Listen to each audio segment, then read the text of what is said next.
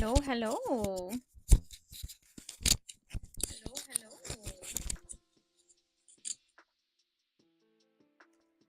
Here I thought I'd be ready on time and still trying to get it together. I was gonna be like, oh, I have 5 minutes to have the see you soon layout, and no, I forgot I had to make a thumbnail before I went live. So but hello everybody, welcome. I have no idea what I'm going to be making today. I have Appa ready to go, like an XL Appa, so I think that's what I'm going to do. But I don't have everything cut out. I just have a few pieces cut out. So we're going to work on that. Because I just feel bad because last time I was also over there like cutting. Sorry. I don't want this to like fall. I also don't want it to rub against my shirt. So yeah, we're gonna be working on Kirby's, or not Kirby's, Appa's, you know, the other thing that I work a lot on.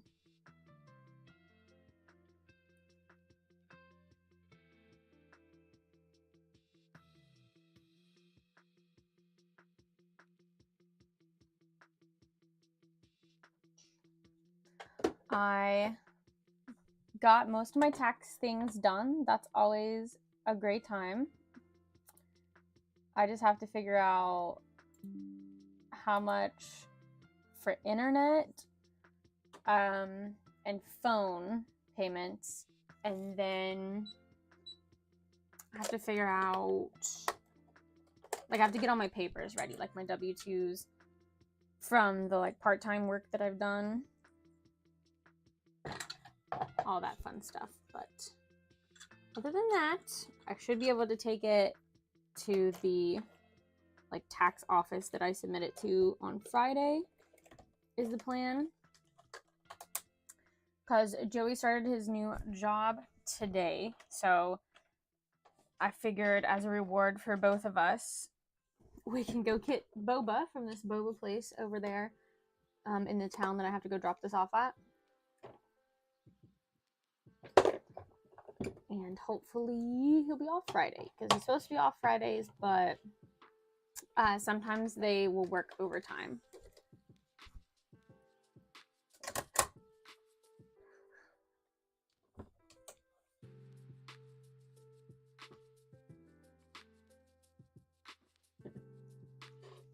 Let me make Instagram post before I forget.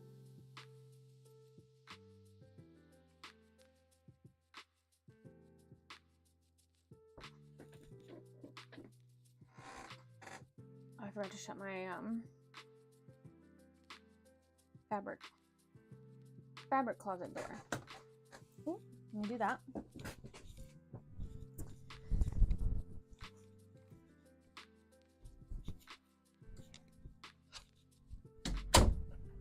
And then I just cut some Appa bodies because that takes the longest. So I went ahead and just cut that. And it'll take me a bit to work on, and then I can come back and cut the rest after.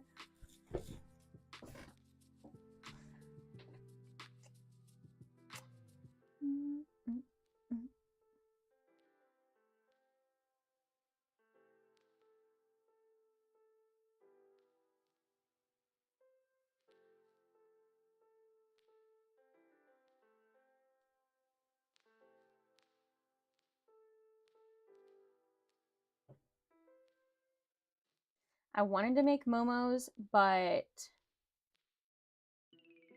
I don't have anything cut out. Like, unless I wanted to make link hats, but the problem is that someone actually has a couple of Appas and a Momo ordered. So I was like, I'm gonna make what people have ordered.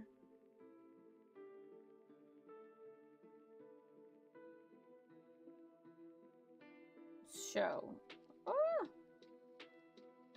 that I feel like I'm gonna, like, you know, that way I can cross something off my list. Oh my gosh, I just want this text. Please. Okay.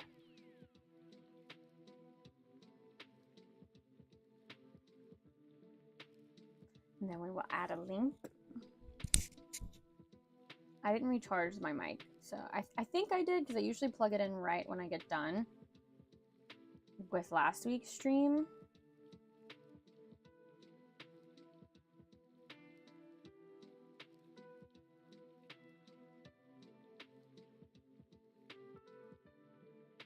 And so I think I plugged it in, but I'm like, did I? Two. I also, Joey spent like all day yesterday putting together my new PC. I have a new desktop. And, oh no, please tell me we're not lagging.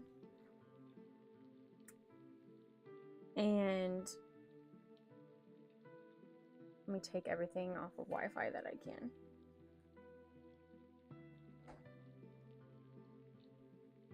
And so I have a new PC, and I would like to do a gaming stream at some point, possibly.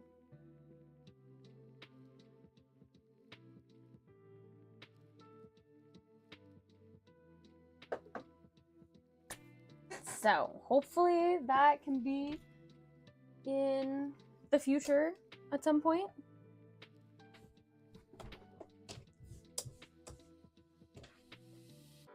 And I don't know if I want to do it on here or do it on Twitch or like take turns. I feel like it'll be like a once a month thing, so not every like live, maybe just one Tuesday a month, and maybe at like the end of the month, because usually at the beginning of the month will probably be like Kirby's if I'm not working on something else.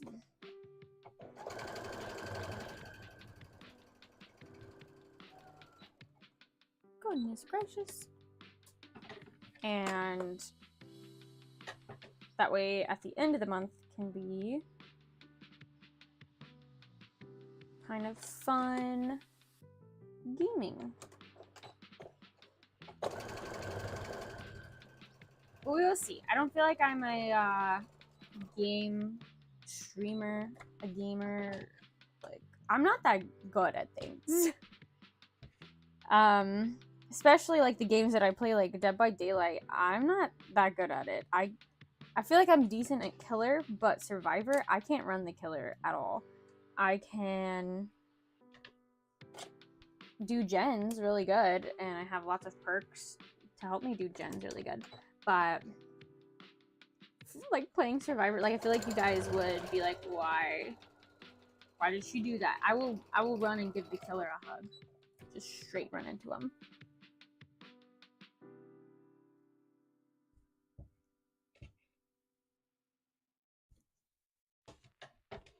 All right, so that's the tail. So I'm just, like I said, I'm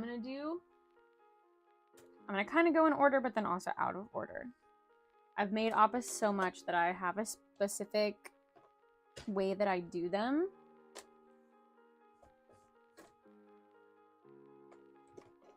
And so I usually start with brown, thread, and go from there. And as always, if you guys are interested in making your own oppa, I have the pattern for sale on my Etsy and on my Shopify. And I have a YouTube video, a YouTube tutorial on how to do it. Step by step. It's a really long, in-depth video, but it is hopefully easy to follow. Like, that's why I made it that long. Hi, Captain. How are ya? Welcome, welcome. Working on an XL Oppa. I would like to... I want to make a Lapras. That's my favorite Pokemon. And I would love to make a giant Lapras. But I'm bad about making things for myself. And one, I don't have anywhere to put that.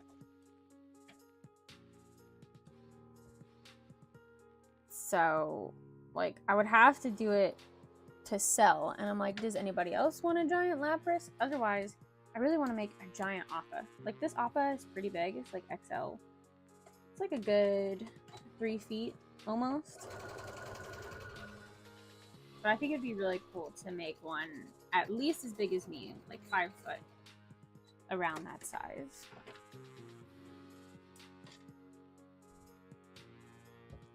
And maybe only do like one and do like an auction for it or something. I don't know. I've never done anything like that before. But I have seen some people that make like the giant pony plushes and they put them on eBay and just like one of a kind. They're not going to make a giant one like this again, and they auction it off. And I always thought that that was really cool.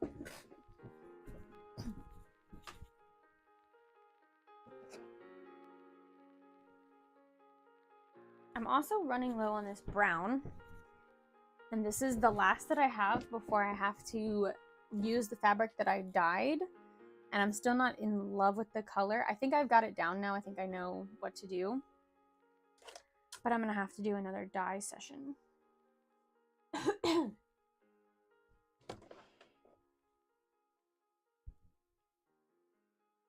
I think I have a bottle. I think I recently bought a bottle of it. I used the RIT dye, but I have to use synthetic on this material.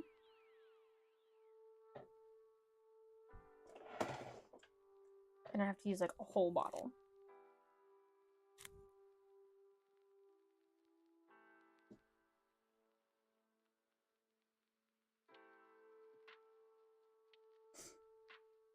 The good thing is I videotaped it so I can look back and know what exactly I wanted to do.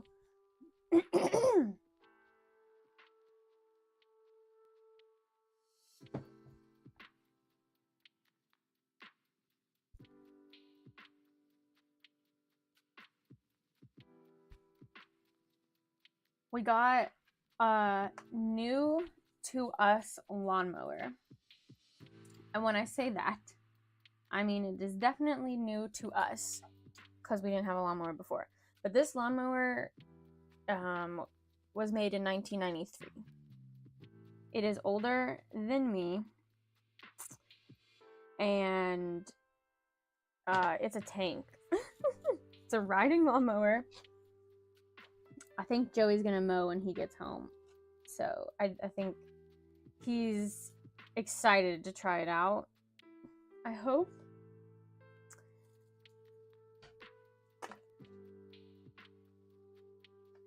And the good thing is we have, you know, our 3 dogs, and where they run the fence, at least on one side, we won't have to weed eat at all because they run the fence. So it's like dirt. It's just a dirt trail almost all the way around. And I think that's the same for like right off the back porch is where they go out, and there's stairs. And we have gravel there.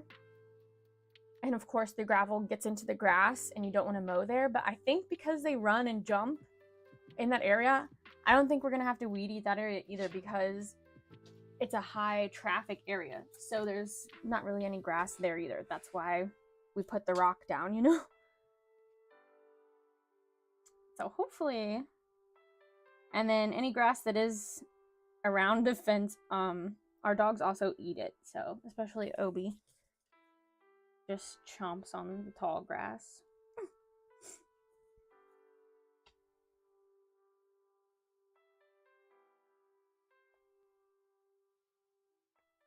It's really windy outside today. I don't know if you can see Daisy. That's her foot. Her and Ridley are in here, but they are pooped because I ran them outside.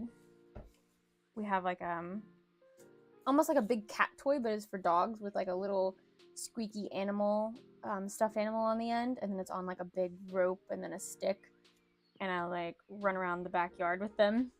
And Daisy specifically loves that thing and will run non-stop. Obi likes it too, but he kind of knows that Daisy is gonna beat him every time, so he kind of gives up. Ridley likes to get a different toy and just watch and like bark at it. We're a little anxious boy. But he gets a toy because he knows like he'll start trying to hurt it. His border collie instincts. Hi Sima, welcome. Is the Appa plushie your best seller? I was gonna say mill film. It used to be for sure, and I feel like it still would be if I kept it in stock, but I kind of only put them up if I have time to make them. They're definitely not my best sellers at conventions because they are a higher priced item. But for online, I'd say they're pretty close. Maybe profit wise, like because they're higher, but I don't do as many, I would say. But like link hats sell really good online. Like that's one of my top sellers. So I would say they might be tied because link hats they don't cost as much, but I sell more, so it might be kind of even there. Let me cut this one little thing before I forget so I can sew the arrow on his head too. But yeah, during 2020, my Avatar plushes in general, that's like all I made, and it was like crazy good sellers, along with like masks, and we did like Avatar themed masks and stuff and put like vinyl detailing on them. Semi asked, how have you been? I've been good. What about you? How's everybody doing? I don't have like a big convention to prep for right now. The next one I have is Omnicon, or it's like Fan Fest. It's a different name. It's in Tennessee. Omnicon is the one that they do later in the year, but it's on Tennessee Tech campus. So that's the next one I'm preparing for, but it's only a one day on like a college campus. So I'm not stressing myself out about having to prep 100 things. I'm kind of I opened up my shop orders a little more. So like if you are interested in an Appa that's been closed, or Saki and Riku from League of Legends, those are available now. If there's something that you're interested in that's not available or you don't see, let me know. I usually just put up what people are interested in, because especially with Etsy, it's like 20 cents listing fee, and I have a bad habit of taking things down when I get too busy or have too many conventions, and so then I lose that 20 cents. So if there's something that you guys have really been wanting, now's the time, because I have a little bit of time to work on some things and also convention prep a little bit at a time. Saw your new con vlog, all's good. Super fun. Love the 2-table display. Thank you. That really makes me want to do 2 tables. But because like KatsuCon, I had 2 tables too. It's just the expense is so much higher compared to like, so for Lexington Comic Con, it was only going to be $250. Now, I do hear like people say if you have 2 tables, you usually double your profit margin. And I do believe that, because I only had 1 table a couple of years ago, and I don't think I quite doubled it, but I definitely did good. Did I double it? But yeah, it makes the bigger hats pop, like you said, Semi. It does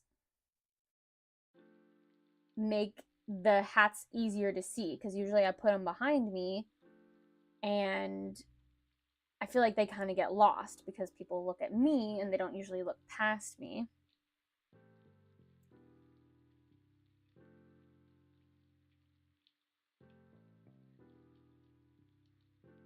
Oh yeah, I mean, I did double from 2 years ago, but also 2 years ago, like Lexington Comic-Con, I don't think I was focusing as much on hats. I didn't have my Kirby's yet. Like 2022 was still me trying to figure out the convention scene again.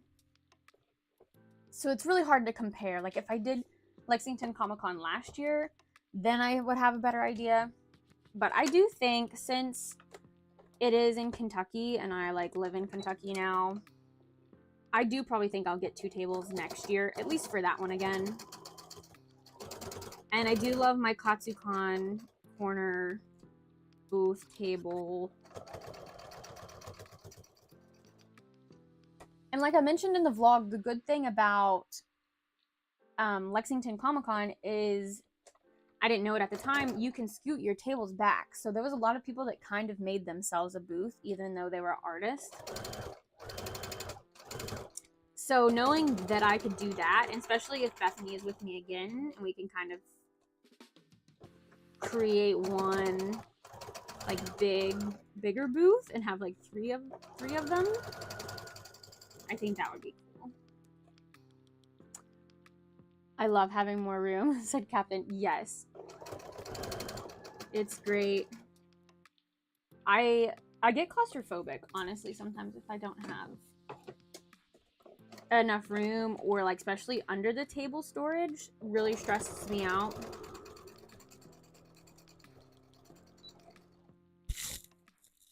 And just having that extra table to put things, like, because the way that I do the hats, it like is a grid on the front of the table, right? So anything behind that I can use as storage, and that is so nice to have that area. Also, that new display that I did with the big open window and like where it goes up and over, loved that, because I love having a clear view of the traffic and the people, and also like I can look at my table. I can usually, from the most part, I could straighten out everything without having to go around. Having a step stool was very nice. And I kind of showed off the way that I wanted to like maybe hang my beanies across the bottom of that little window area. So then maybe I can display more hats around the top part, but that's just the biggest problem. I feel like if I really want to display my hats good, and if I really want them to sell, I need another table for them, because I just don't think people see them behind me. And even if I did just like a big wall behind me or something, once the hats get up too high, you can't see their faces. So like the way the hood hangs, it'll kind of like hang back, and that's why I can't really go higher with them, unless I do kind of like roll them up and you just see the head, and then have one that like I advertise as, here's what it looks like when you unfold it. This is something that I go back and forth with all the time. I am looking forward to Anime Inc. in October. It's in Richmond, Virginia, because I have a 10x10. I've sold there before, and it's like a mid-convention. Honestly, what makes that one so hard is it's a tattoo convention, so they stay open till like 10 a.m. to 10 p.m. It's a long convention.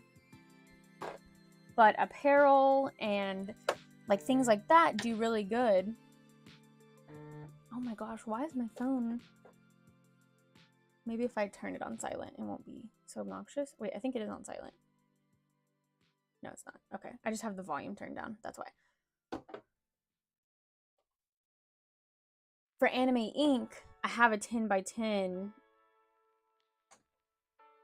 all to myself, because usually I share it with Easy Breezy Draws, but I don't think that they're going to come this year. So I'm really excited to see how to make my setup for a 10x10 that I'm not sharing with someone. Do kind of like a walk-in hat display.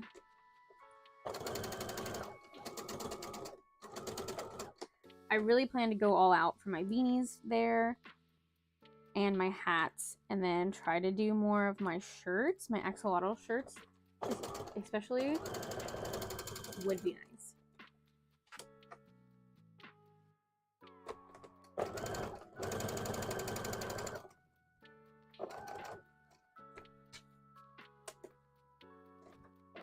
And I got into GalaxyCon Columbus, so that'll be nice. That one's not till December, but probably the plan is, since I have a lot of like smaller conventions like over the summer, unless I get into one of these bigger ones that I'm waiting to hear back from, it'll probably mostly be prepping for that, for both of those, Anime Inc. and GalaxyCon Columbus, and just Halloween orders and Christmas orders.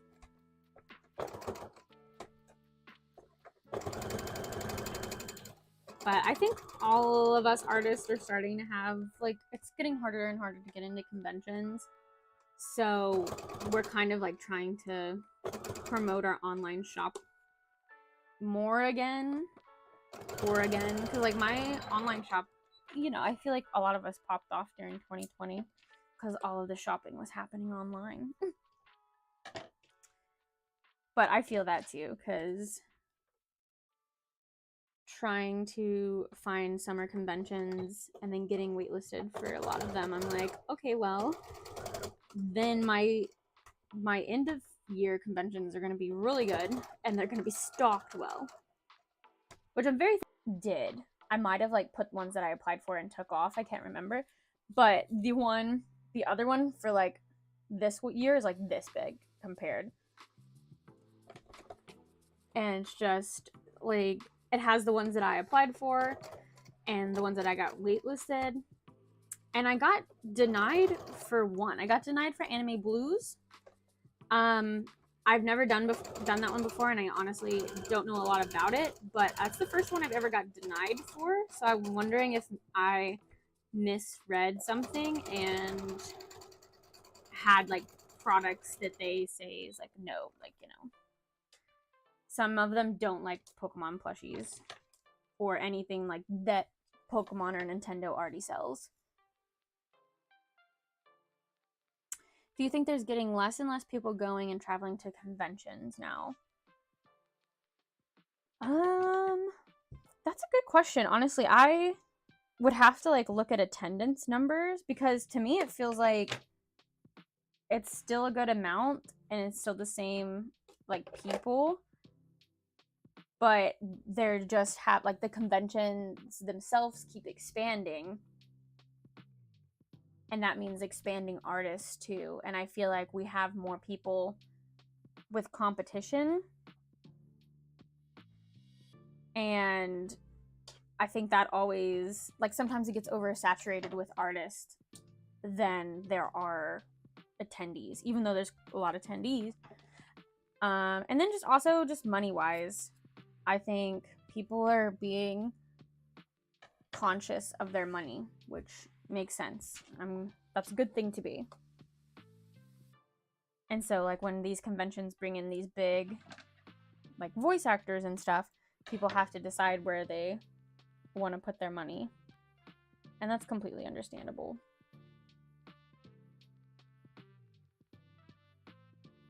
But no, in a way I feel like conventions are becoming more well known, like maybe you could say mainstream, I guess, where it kind of used to be more of a,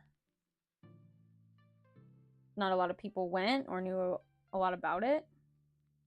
And now I feel like it's definitely like cool to go to conventions, if that makes sense.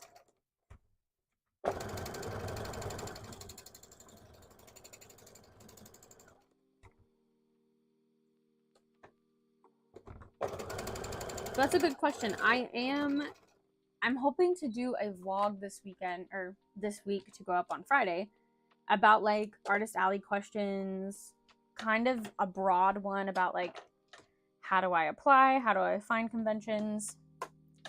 My friend Tia is doing like a it's like for her portfolio, kind of doing a example of like an app for conventions. And so I'm helping her like give feedback, and like she interviewed me. So I'm gonna do some of her interview questions that she did because they were like really good talking points. And then anything else that I want to add. And then if you guys like that video, I might break it down more and specifically go into like how I figure out flights for hotels, or like hotels, how I figure out flights to conventions and like hotels and like parking, like maybe one like that, and then one specifically like how to apply, and then one that's like, here's what I bring with me, like these are the things I need, these are the things that are optional to bring with you. I don't go to a ton of conventions, but I go to several every year, and I think the ones I go to are getting bigger every time. Yeah, yes, I would agree with that, like especially MegaCon itself, which I know that they got the bigger side of the convention center, so they had more space to fill it up or to add stuff to it. But I don't think that they're gonna, like they said that there's a 98 rebook rate, so I don't think that they were cutting any artist, which means they're gonna have to, even in the smaller concourse, they're gonna keep expanding. Hi, Bethany. Hi. How's it going? Are you still playing Animal Crossing today? I think I have almost all the main things that we play re-downloaded on my desktop. I would love videos about being a vendor. I want to get started on that sometime this year, but I'm nervous about it. Nice. Good. Yeah, so if you have any questions, feel free to ask them now. I'll go ahead and answer them now, but I'm also gonna probably write them down so that I can like look back on them and address them in my video. But I do think it would be fun to make videos too about, here's like the things that you need, like, and then here's the things that are nice to have but not necessary to start off. Good. Yes, LL. I'm cleaning up my island. Nice. Good luck cleaning your island.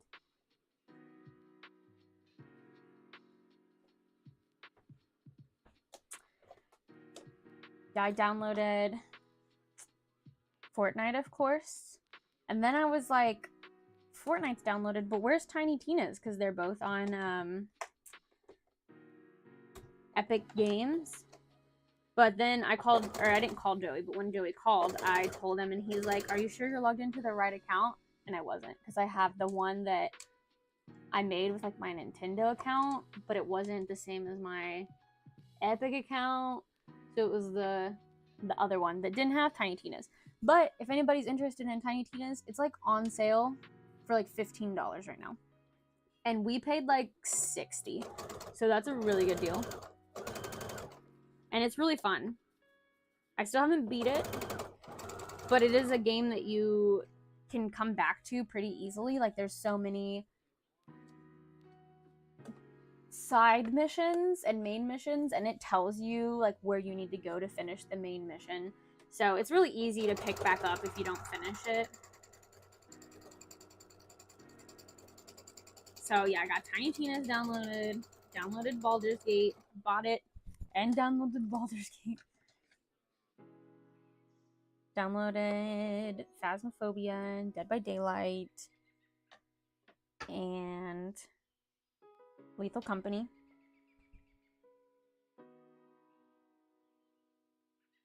That was another thing that I was going to try to get done this week, is like make a Lethal Company guy and take a picture and put him on my website.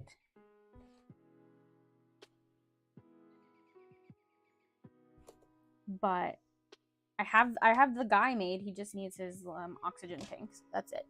So maybe however far we get here, maybe I'll finish up the Lethal Company guys, because I want to put them on my shop and open up Blitz, commissions on my website if you guys are interested in a Blitz hat.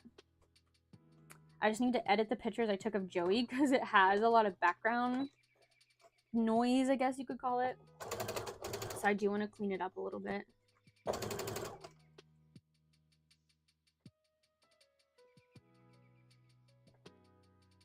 What you bring with you is a big question I have for now, or a video. How long does it take you to set up? Good questions. So the things that I've been thinking of that are like what you bring with you, the main things are, I guess, correct English, cash, of course. In like smaller bills, I usually bring 1s, 5s, 10s, and maybe like 2 20s. But I do also sell bigger priced items. So like my hats are like $50. Lots of people pay me either in straight 50s or lots of 20s, or want me to break 100. So I try to bring more 20s than most people probably would, and 10s are usually pretty popular for me. I usually end up with a whole bunch of 1s, and this last time a whole bunch of 5s, which doesn't happen for a lot of people. A lot of people usually run low on those. But again, where people pay me, a lot of my stickers are 1 for 3, 2 for 5. They pay me in a 5, or they pay me lots of 1s for one individual sticker. And then my hats are 50, so they usually pay me 60 in 20s, and so then I run low on 10s, trying to like give change back. So cash, some kind of credit card reader. Some of them will give you one for free, or you can buy a, like, pay somewhere around $20, I think, for a card reader. I use Shopify, and that is very handy because I have a Shopify store. So all the purchases that I run on credit card in person and online are all in my Shopify store. And at the end of the year, like right now, when or beginning of the next year, when I'm doing tax stuff, it's so nice to be able to see how much I made all of last year and not have to go between, like, if you have a Square reader but you don't have Square webpage, and then you have to add that and your Square and your Etsy if you have it. Some people use Square, and then some people use, which I did use, PayPal here, but they call it something with a Z. It's not Zelle. I'll have to look that one up. That one is one that goes straight to your PayPal, which is why I liked it. But then they were redoing it when I made my Shopify store. So then I was like, I'm just gonna stick to my Shopify. So some way to do credit card transactions, specifically like chip and tap, are very big right now. There's an occasional people that have swipe. So make sure that you get ones that can take touch, because a lot of people have it on their phone or their Apple Watches.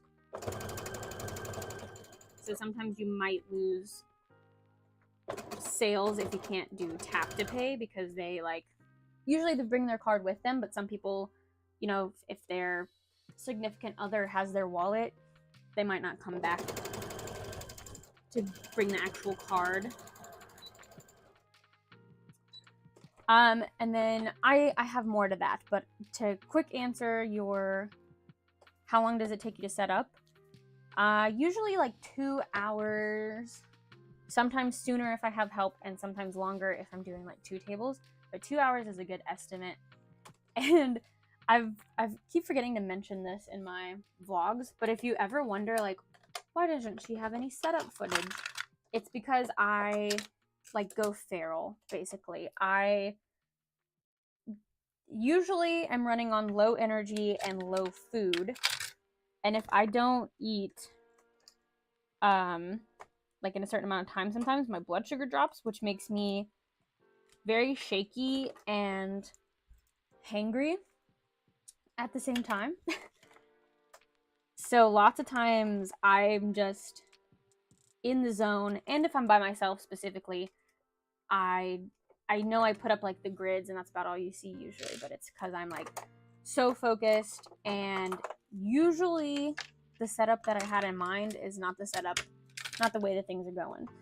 So I just spare you guys the craziness of that and the craziness of myself, because it's a lot. And so it's probably just for the best. You guys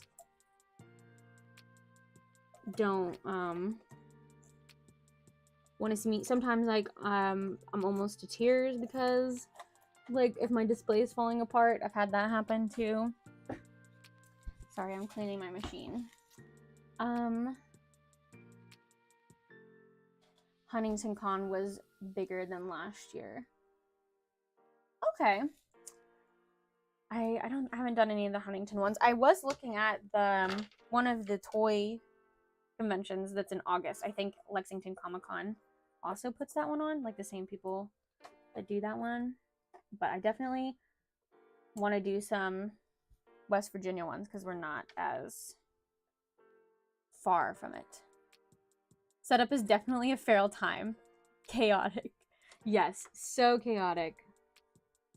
And I would say that that's probably why a lot of people a lot of vloggers don't have footage, is because if you're by yourself, it's hard alone to try to just get that set up in a reasonable amount of time. But also, if you have a helper, for me at least, it's hard to dictate what I need someone to help me with. Once we get the grids put up and like the photography stand put up, I don't know what to tell you to do because I'm in my head right now and I'm trying to picture things.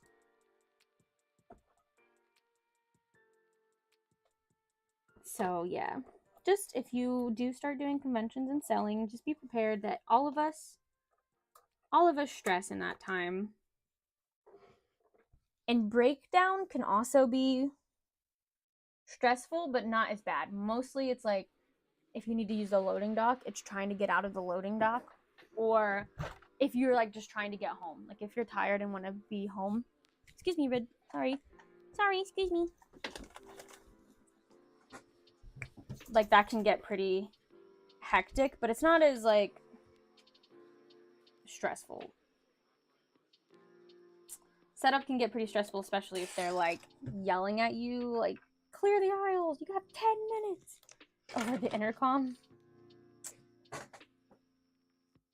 Same, it's nice to have a helper, but I don't like telling people what to do, especially if I don't even know how I want to set up. Yeah, I think we're all kind of like, we try to do practice setup, but how often does our practice setup come out to be exactly like we said it would? But breakdown can go as fast as like 30 minutes to like an hour, but most of the time it's like right there, 30 to 45 minutes, which is really nice. Especially if you sold a lot. Lots of times everything can fit into like a couple of suitcases, and then you can shove other suitcases inside, so you're leaving with less than you had, and that's always good. Thank you for your answers. It's super helpful to know. You're welcome. Let's see what else for like. Definitely some way to get your art or what you're selling like elevated. The grids is like the cheapest and easiest thing. I have found them at yard sales before. So if you aren't ready to spend a lot of money yet, I would start with those if your products can be displayed on them. But a lot of products, like, they're very versatile. And it's very good to have your stuff elevated so more people can see them. So I do think that that is a necessity. Some way to make your table, like, I don't even think a tablecloth is necessary because lots of conventions do have some kind of table skirt or something. It's nice to bring your own, even if you just do what I did, which was get a twin size sheet from Goodwill, or, you know, use one of your own just to have it as backup. And then if you don't need it, you can use it as a table cover if you have a multiple day convention.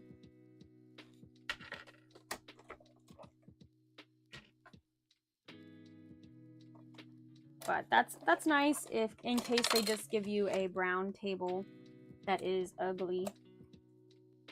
You can put that down and give yourself a little bit of color or a little bit more together look. I have the grid set up. I use them in my college dorm and I'm glad I kept them. Yes. Joey, my husband, actually, he had some when I moved in with him, and I was like, this is what I use to display my convention stuff. So yeah, even if you just have like a few, they can go a long way.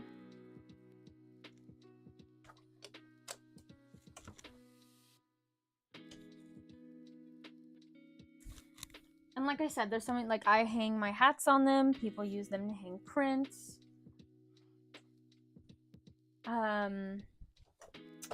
Clothing, shirts. I hang my beanies. And then you can put plushies inside of them. Like I think they are very good to display as a starter display.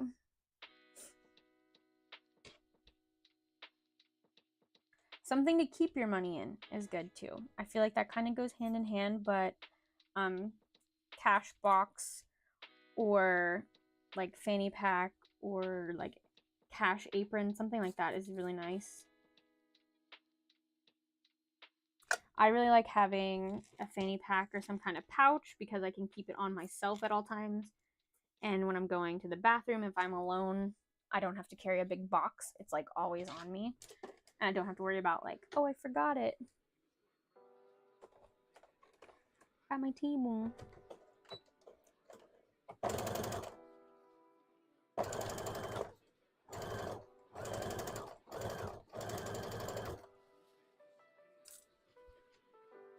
But honestly, I feel like that's like the top things. And you don't necessarily need anything else. Like you could get by with just this stuff as long as you had like merchandise too. But anything else, like a way to carry your merchandise, usually you're going to store it in something anyways, so that works. It's nice to have some kind of wagon or dolly, but in the beginning I didn't have that, so you just make multiple trips, make it work. Or just put everything in suitcases, and you can get suitcases from like Goodwill. That's where I got a lot of mine from, because I needed a specific size to fit carry-on. Hi Tia, welcome. But when I was flying to MegaCon specifically, I needed a certain size that would fit my grids, but also be a carry-on size. So I like went Goodwill shopping.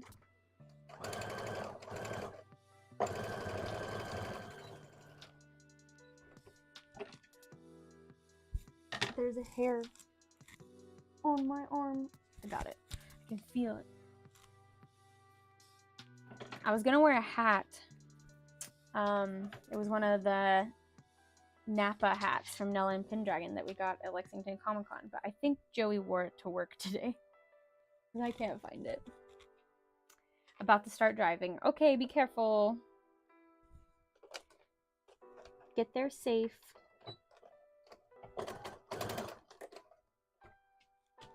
The biggest worry is dealing with people who are rude / unkind. I've worked retail, so I know how to keep a poker face, but I've never sold things I've made myself. Do you have any advice about dealing with people who are vocally uninterested in your products or rude about your prices? That's a good, like, it's not something I feel like people address a lot. So that is a good question. I haven't had a whole lot of rude customers, so if that makes you feel better, I think a lot of people that are paying money to go to these Comic-Con conventions are considerate of others and of the art. Like, I do feel like the community is pretty accepting. So I do hope that it'll be different than your retail experience, because people in like those kinds of places are gonna come after you even though it's not your fault. And like, if you work for like a big corporation, they're not gonna care. They're just gonna either want discounts or they're gonna want their money back or like whatever. So I think with this like kind of community, it's better for that. So there's not as many rude. I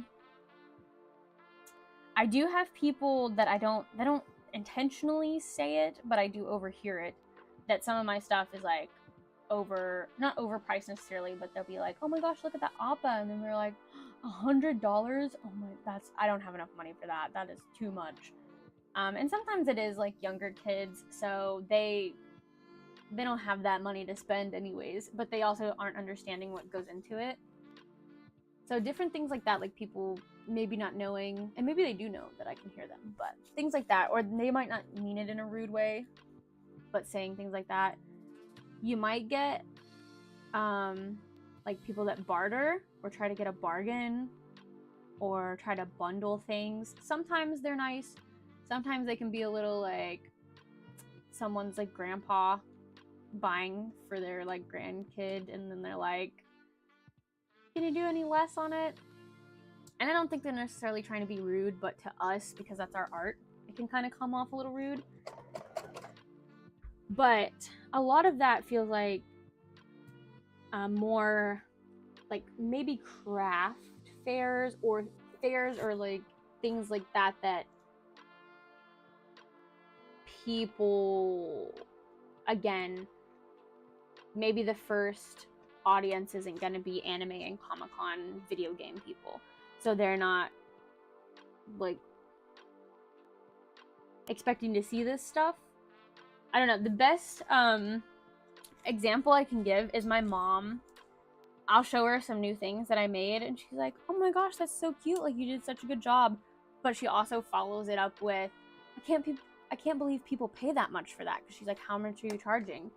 And even if it's like $15 or $20, she's like, I can't believe people pay that much for that. Like, it looks good, but I just can't believe. And I don't think she understands that that's not the nicest thing to say, because I'm like, what do you think I'm doing? Like clearly this isn't made for her. That's what I'm trying to get to. So people, you're gonna come into contact with people like that that's not gonna understand, like, the reason you think this is so much is because it's not for you, kind of thing. So that's the only rude thing. I know people, especially females, have had problems with people not wanting to leave their booth, and that can get, of course, uncomfortable, and like you have to handle those situations as they come.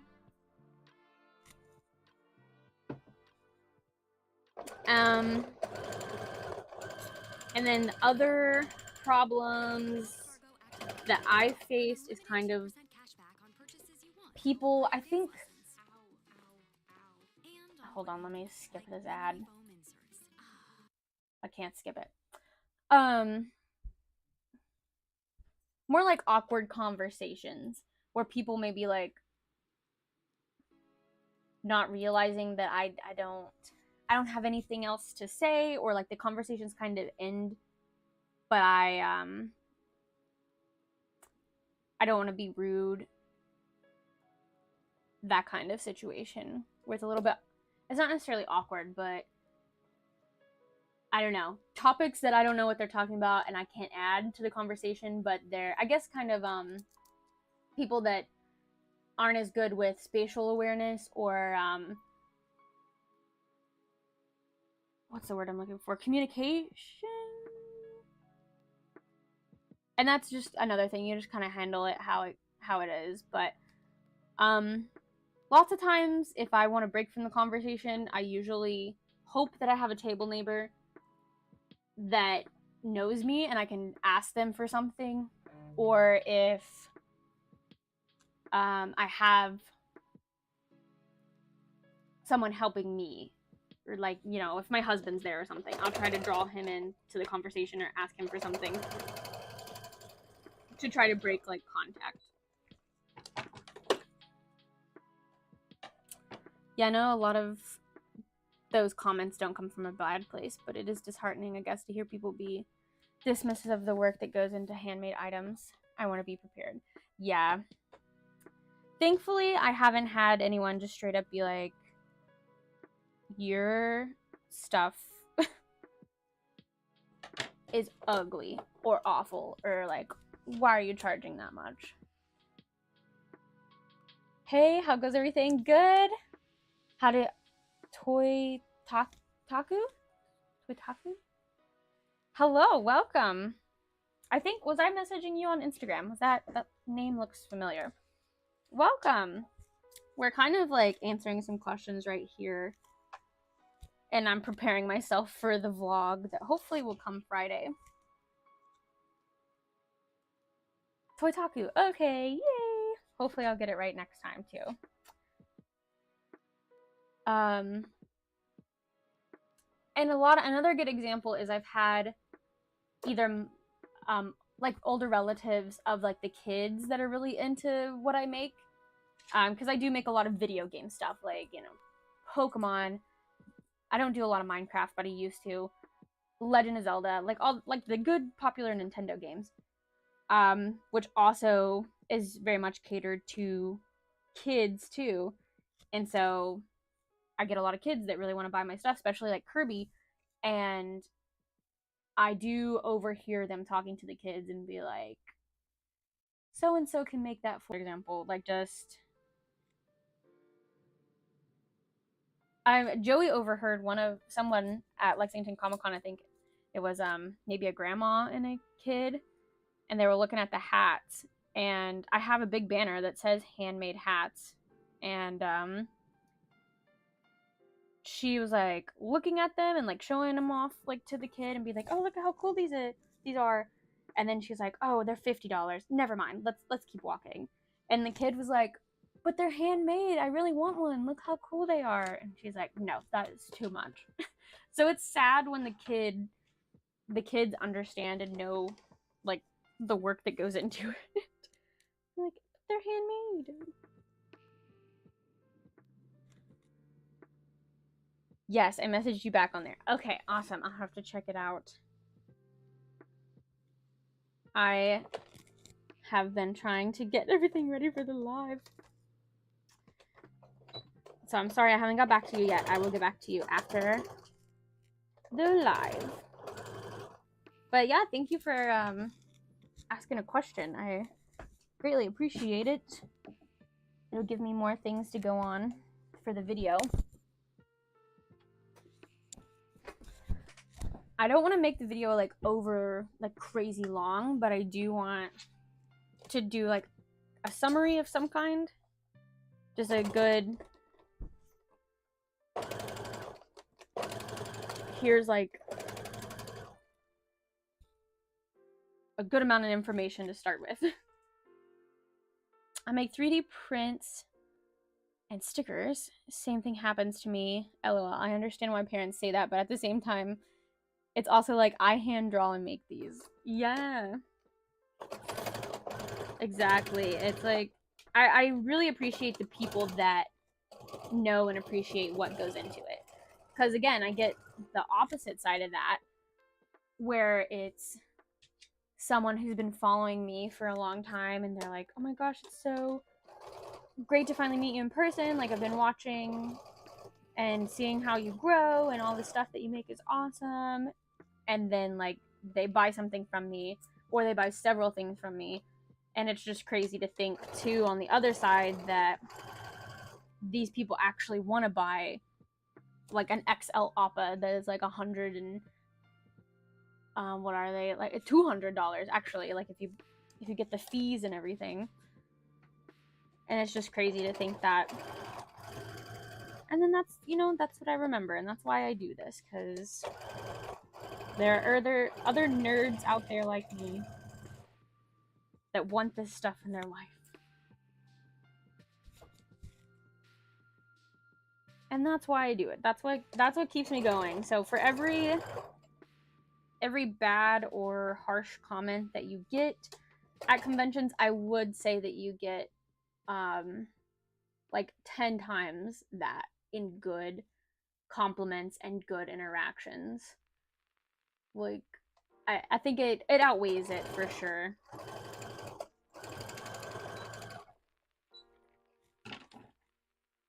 And that's what keeps me going.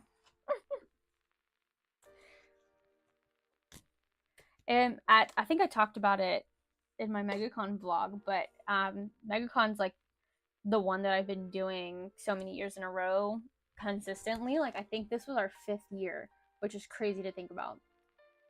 And like I had a group of people that bought over probably $300 worth of my stuff. Like that was just this year probably. But like not to mention what they bought in past years, because they come back to me and I remember their faces now and I'm like, "Oh yeah, you bought this. You bought an Appa hat like last year. You bought this." And then like this year they buy a Momo plush, and that's the really great part.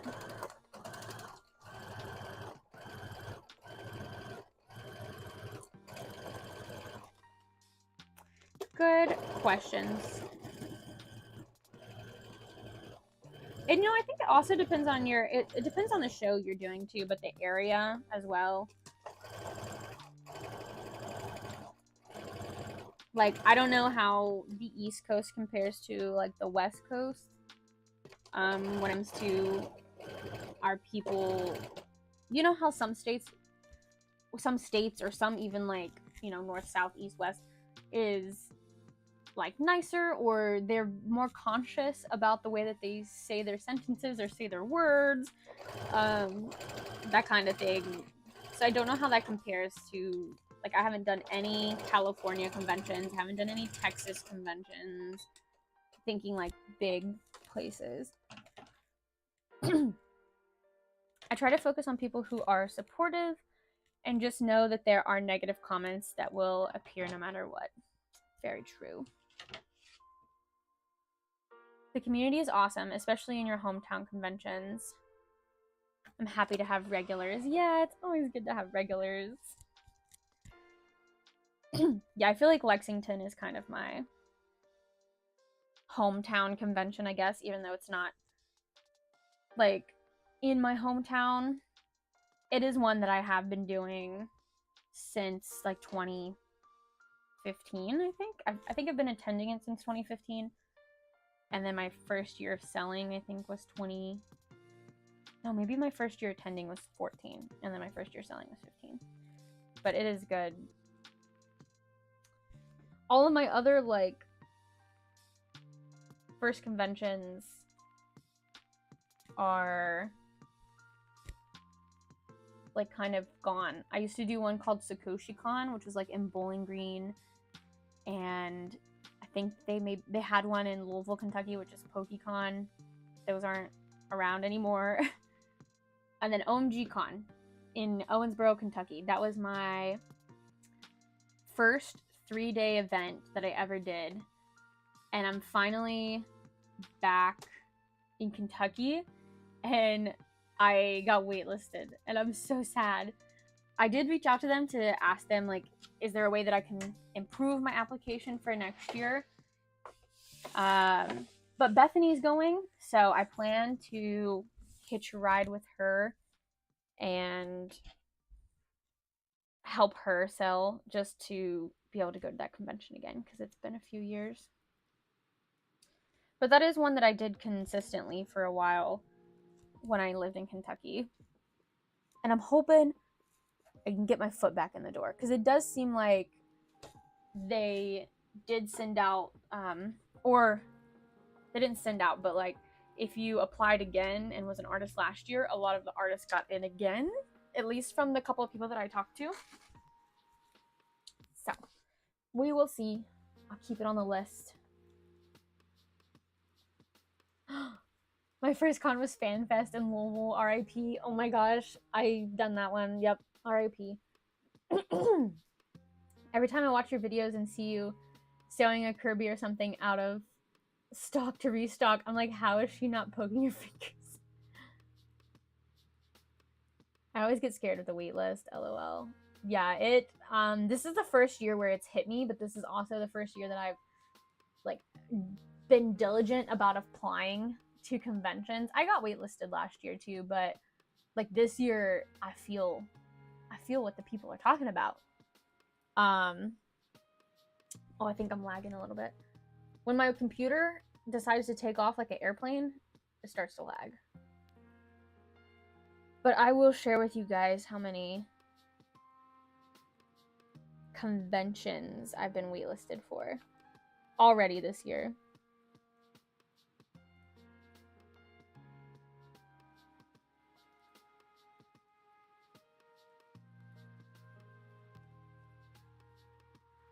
Okay, it's not as bad as I thought in my head. It's just 7, but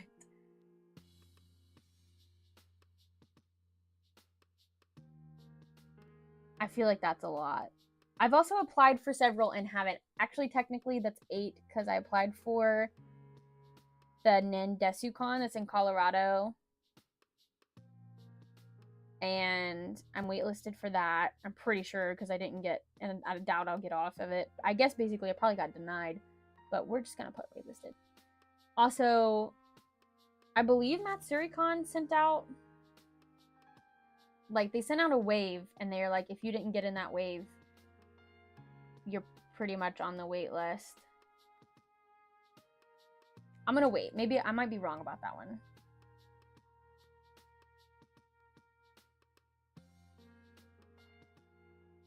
But there are several that I'm waiting to hear back from that I'm kind of just assuming I got waitlisted until I hear otherwise.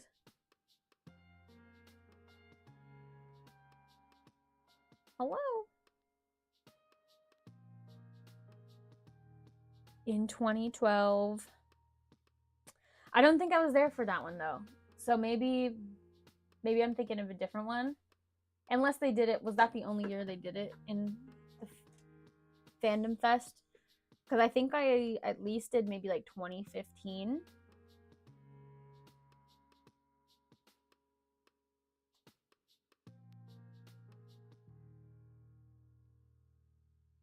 Can our internet get better, please?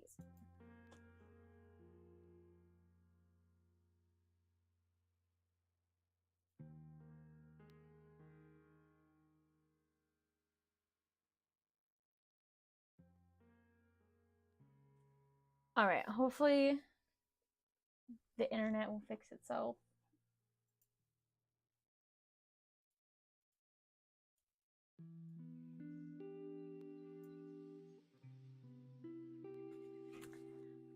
I do need to cut some Appa feet, so I'm gonna go over here and do this real quick.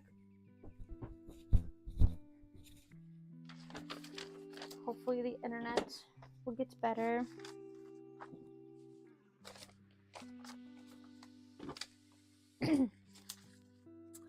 Yeah, I think Fandom Fest is the one I did on mobile. And that was like, even when I already wasn't making a lot of money with conventions, I remember making even less there.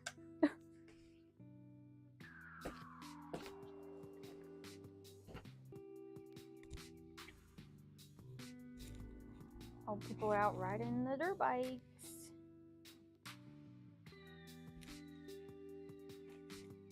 I'm glad that it's warmer outside. Like, yesterday it was really cold.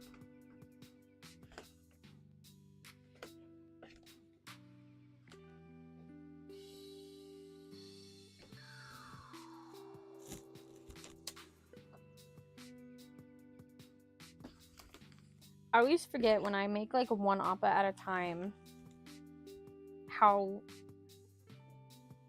like not time consuming it is. Like, I mean, it still takes me like 3 hours or more, but for a while I was doing like at least 3 or more at a time, and that takes like several days, and so that's why I was getting so burnt out. But now if I do one, I'm like, that wasn't that bad. What am I talking about?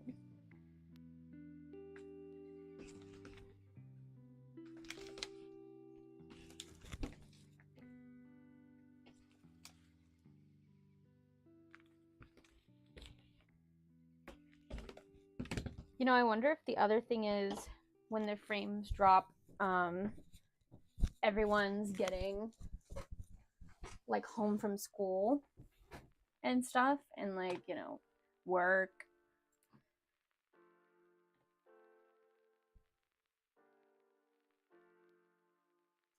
We're gonna try to power through.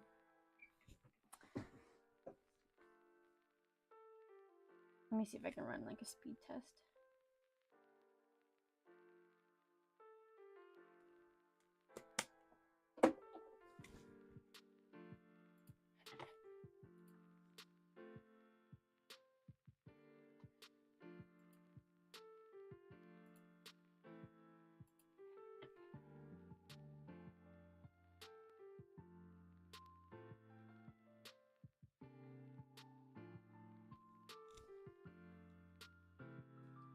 The upload speed's what's gonna get me.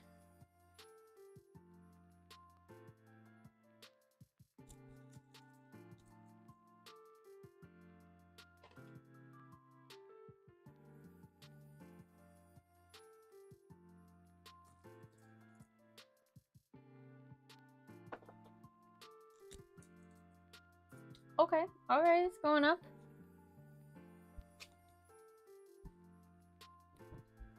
$19 upload. Don't think that's too bad. Alright. And yet it says 48% over the last 2 minutes. Frames drop. My next con is Sakura Con, but I haven't really traveled that far out of Washington for cons. I think, yeah. Kind of seeing how much I can make before spending the big bucks on flight tickets. Yeah, I've been hearing a lot about Sakura Con, I think. I don't know where it is. Sakura Con.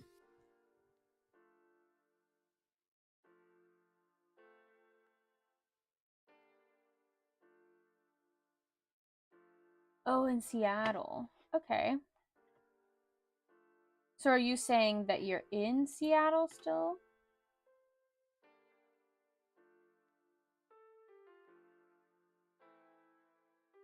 Oh, okay.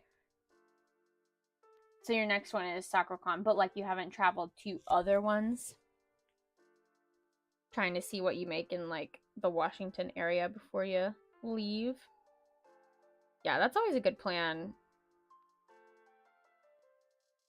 I very rarely do conventions that are super far if I don't have someone like that kind of shared with me how it went and what to expect. Unless it's like a 1 day. Like if it's a 1 day, I'll drive 5 or 6 hours, maybe not 6, 5 hours to just try out a 1 day.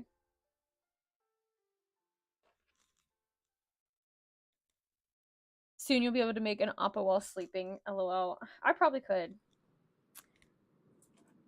I probably could do that.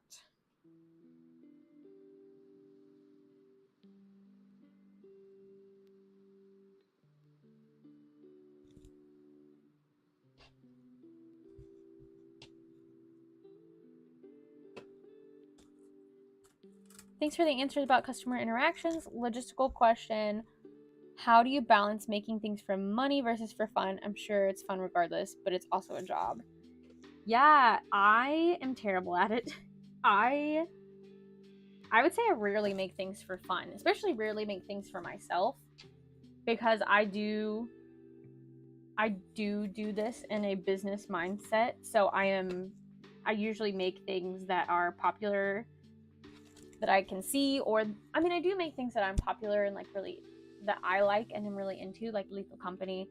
I was really into that, and like Helava and Has Been. And I also just, it helped that it was also popular at the time.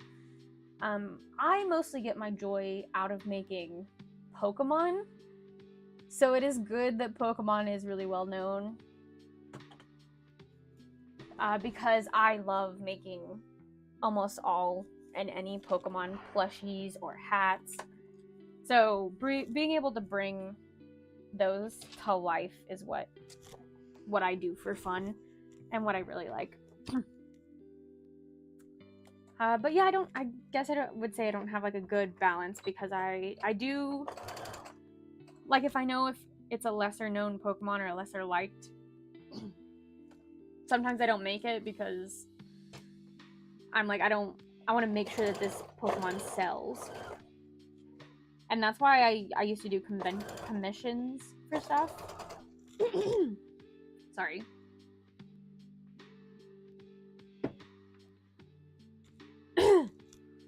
I used to do commissions so much for things because I wanted to make sure somebody was going to be there to buy it no matter what.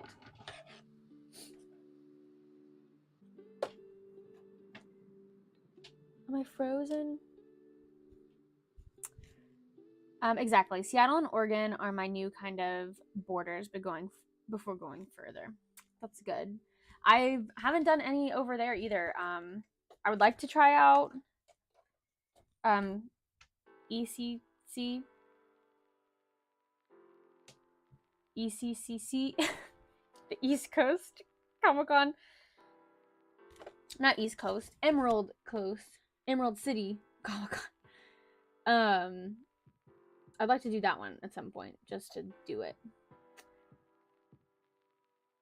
I usually just make things I like, LOL. I feel like most people are the same general thing, but I sprinkle some niche stuff that I love in there. I just drew a few has-been characters. Love the show.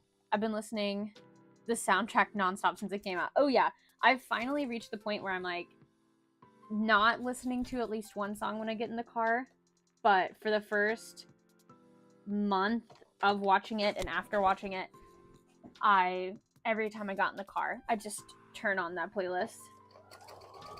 But now I have Spotify and it has like a day list, and now like my Tuesday afternoon is just like has been songs or the likes, like similar songs.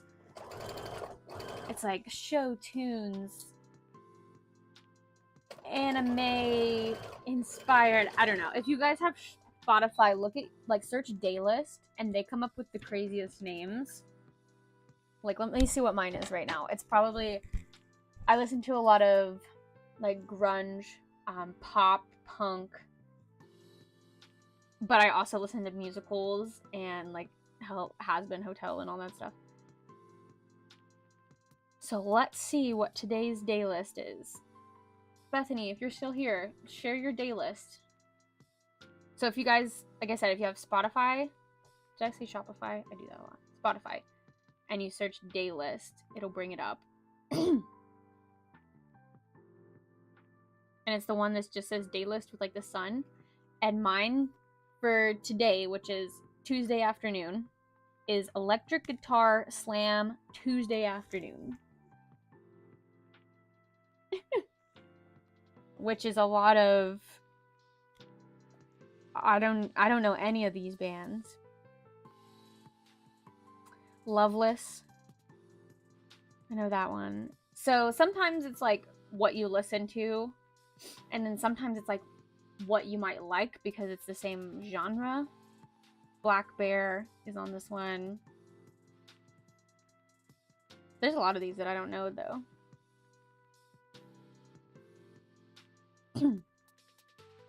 Fun. But then some of mine are like Musical Monday. Bethany's is Love Relationship Tuesday afternoon. How cute. Mine says you listen to modern punk and Rival on Tuesday afternoon. Here's some electric guitar, air guitar, slam punk. It's so funny because I do think it's like AI generated. So some of it doesn't make sense. One of mine was like Chinese punk R&B. And I went through that whole list of artists and none of them are Chinese. And none of them none of the titles was Chinese. My day list is Inks Teen Rock Afternoon. Love it. Thanks for sharing, guys. I think that's so fun. My sister is the one that started me on that, and she has some funny ones too. One of hers one time was like evil villain top track list or something.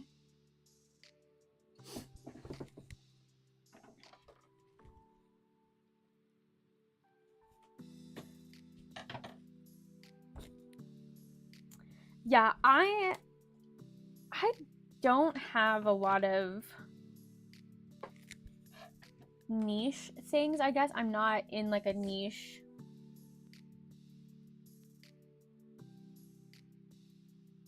anything, I guess. I either get into things or watch things because they're popular, or I don't because they're popular. Like when Hamilton first came out, I was like, I don't want anything to do with it. It's too popular. I hear about it too much. I don't even want to know. I don't want to stick my toes in that water at all.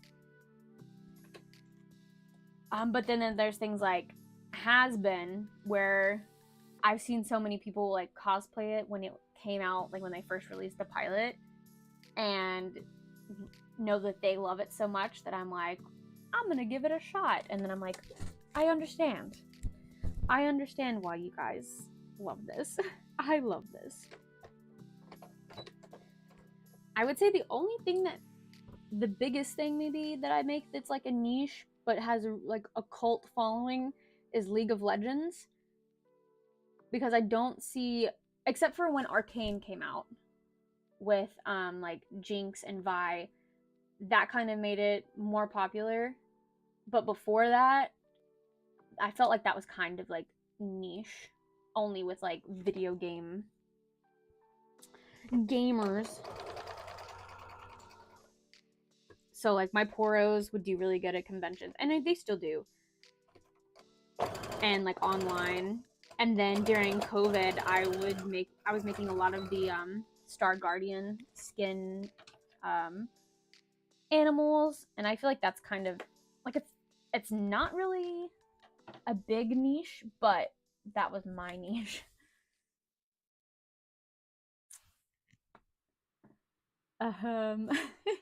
I would say cryptids and stuff can be niche. Yeah, like it's popular, but not like everywhere. Yeah, I do. I am in the cryptid gang. You also did get really into Hamilton like 3 years down the road, though. Oh yeah, no, I'm not saying I don't. I should have continued that sentence, which was, I do love Hamilton now, and do listen to it on every 2 hour plus car ride. It's just when it first came out, I was like, I'm not going to touch it. But no, now I do, and I love it, and it is love. Oh, nice! I love League. It was just delayed. Oh, so I did I clarify that?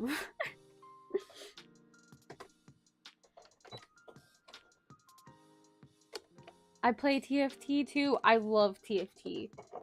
That I haven't played regular League of Legends in a long time, but I just actually picked up TFT again like 3 days ago. I started playing it again because I love that one. Makes me actually feel like I'm good at a game.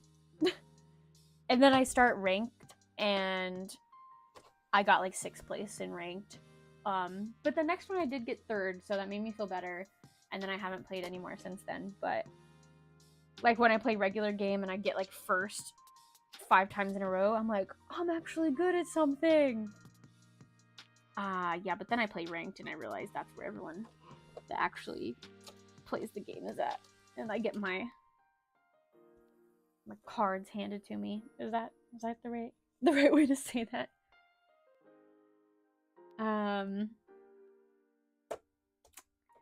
A Kog'Maw plushie would be so cool. Oh, Kog'Maw. My first main. Aww. When I used to play, which was back in 2019, 12, I think, was the first time I picked it up. Maybe closer to 14. I loved Fizz, Ziggs, any of the shoot, what are they called? The little ones.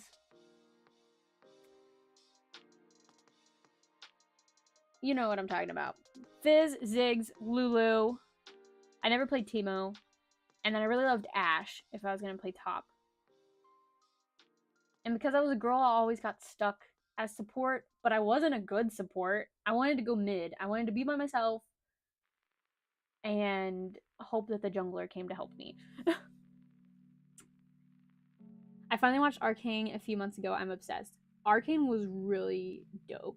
I loved Arcane. Arcane is so good. Yes, can't wait for season 2. Yes.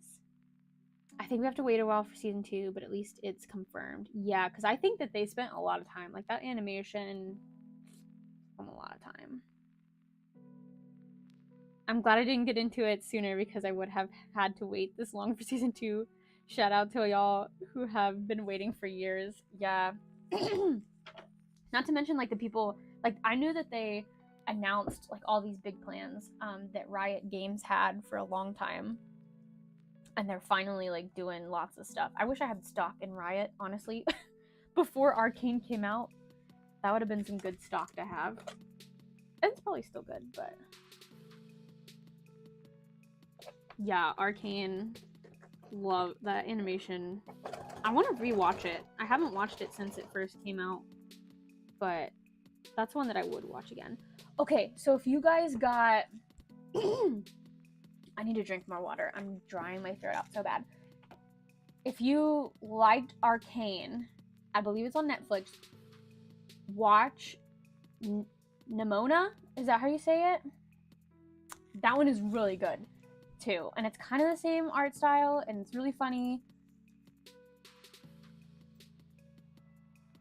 Yeah, Nimona. Nimona.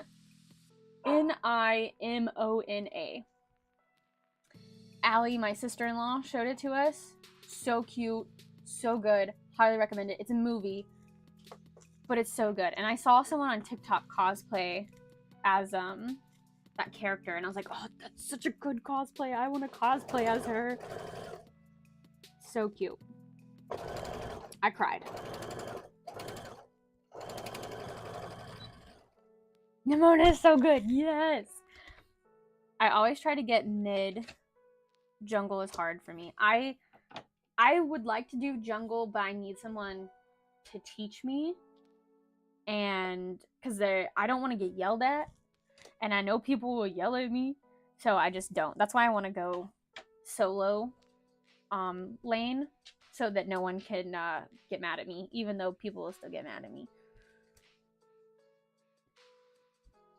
What you doing, Ridley? Did you guys see him? He's getting into my bag. What? Oh, you poked your head. The animation is so beautiful. I'm not surprised that it takes so long to do. Yes. I knew exactly what movie you were gonna say, too. That's great. Yes. Love that. It was really good. I would watch that movie again, too.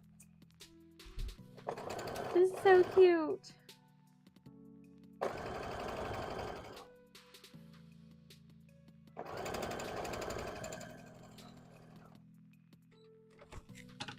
Yeah, I think that would be such a cute cosplay.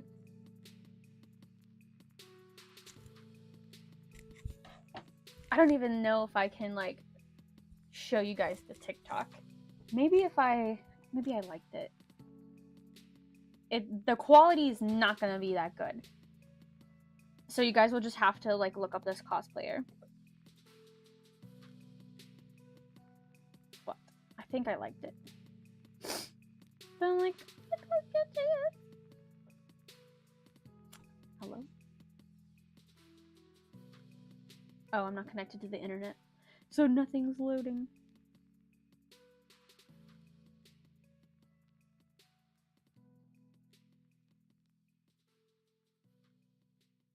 Oh, this one. Of course, it's got like 2 million watched. Okay, let me like stop the music for a second.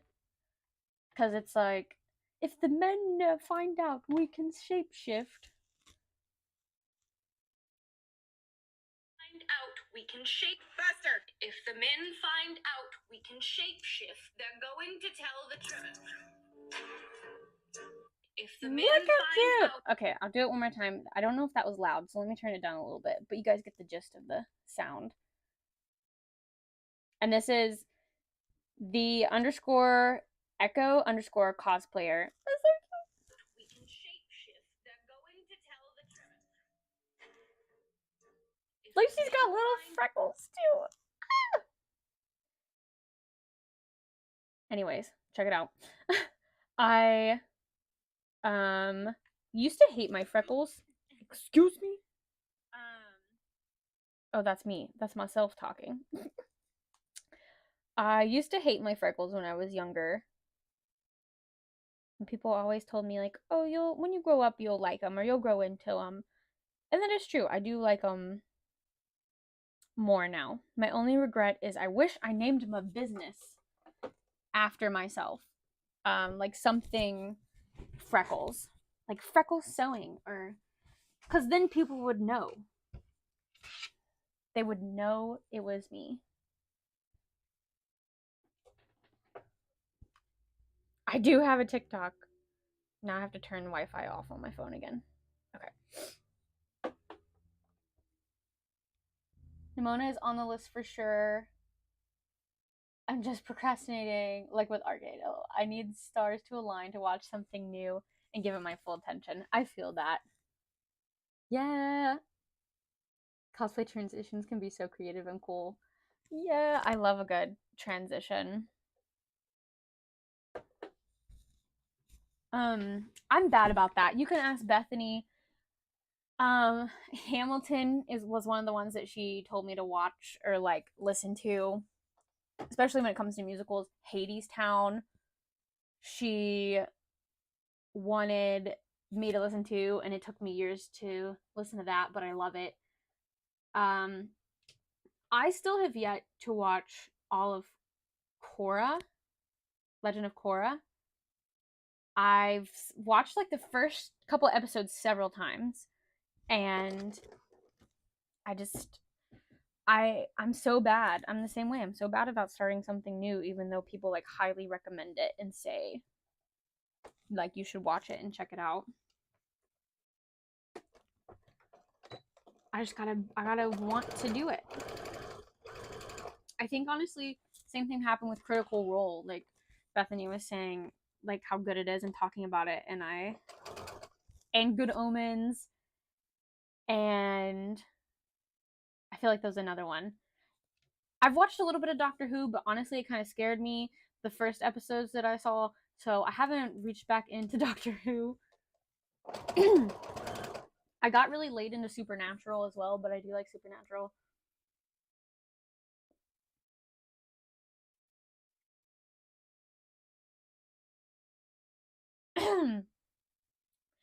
Shake my head. Does anybody else like for the longest time I thought SMH was so much hell. And I think it does go both ways. But when some people put it, I was like that's so much hell. Like but then I told somebody one time that and they're like, no, I mean just shake my head. And I was like, I guess it's the same thing, right? Like you're rolling your eyes kind of thing. Maybe you should put a sleeping lion on your avatar, lol. Yeah, I do have the one that's like the lion, which is Duke, wrapped around like a thread, a spool of thread, and I'd use that one a lot too. I don't think I have it anywhere right now. This one actually right here, Bethany made for me. I think back in 2020, and I do really love it because those were like some of the popular items that I made, and I like that people can. Oh my gosh, I'm wearing like the same color shirt too. I do like when people can associate your logo with you.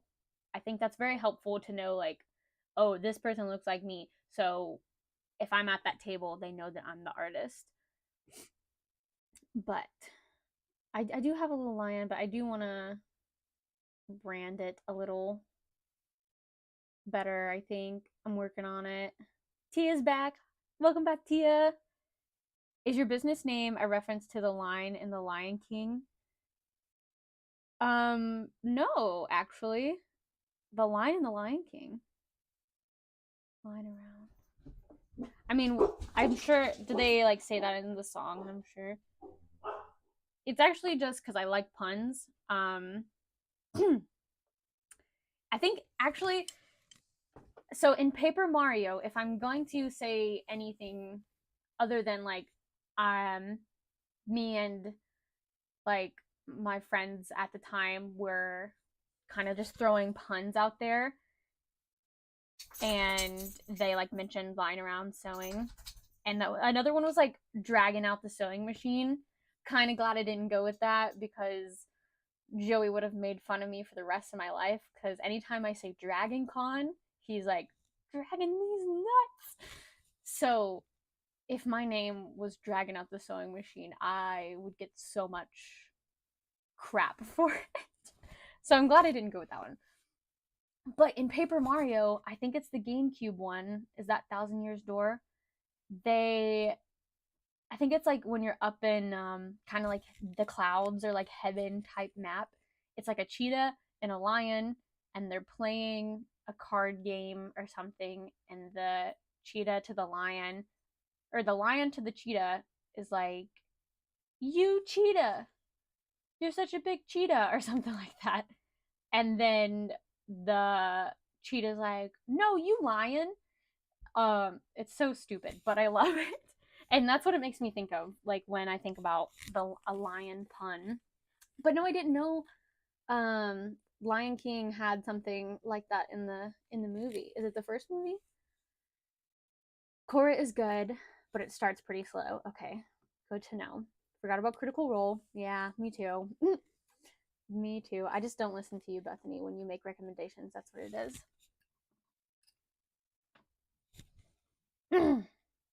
I thought FTW was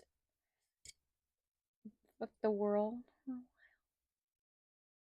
What is FTW? Wait. For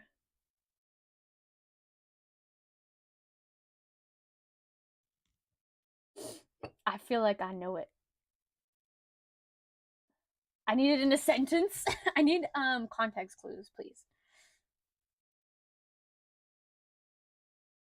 Forward for the I don't know. Maybe a lion beanie to wear at cons, and that way people are like, that's the lion so in person. Yes. I had for the win. Okay, thank you. Thank you guys. I was like, I'm sitting here thinking like a Reddit thread, someone use FTW. I'm like, I don't know. For the win. That makes sense. Like, good game. GW, no, GGWP. GGWP. Good game, well played. And then another one that they've started using, or well, that I've noticed in DBD is BLNM? That's not right. Better luck next game or something. Better luck next match. That's one that threw me off.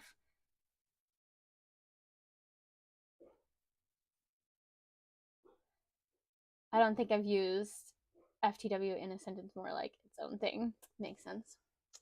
Yeah, now that I think about it, it's just a pun in The Lion King 2. Oh, Lion King 2? Okay. Oh, or it's just okay, as well. Okay.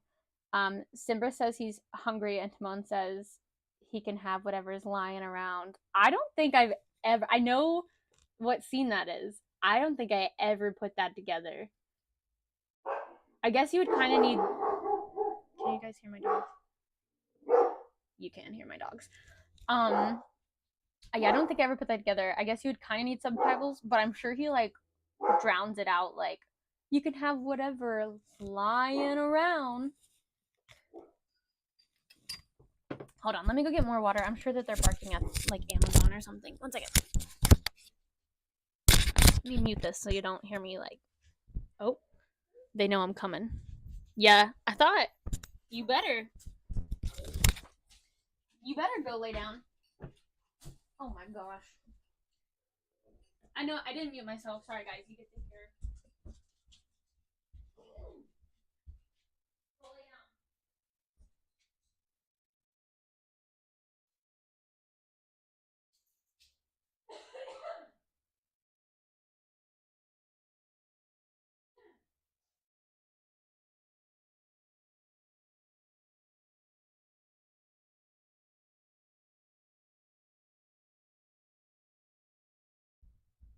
Why is there a guy outside my house in a truck?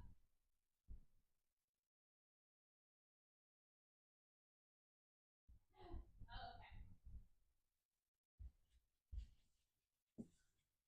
Someone's mowing the neighbors. I was about to be like, good dogs, bark at the random people in a truck. Obi. I think they're leaving.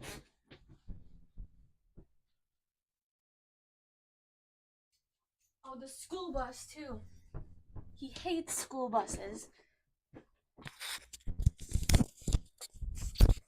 What is the owl character on your shoulder?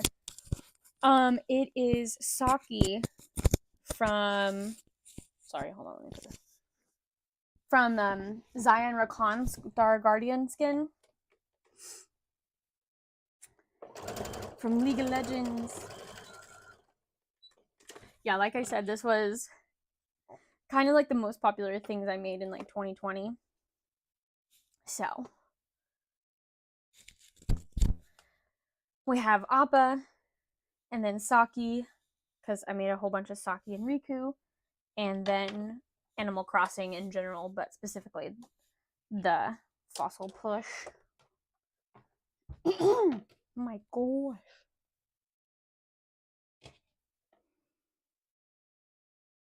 Alright, I think we're about ready to attach the body.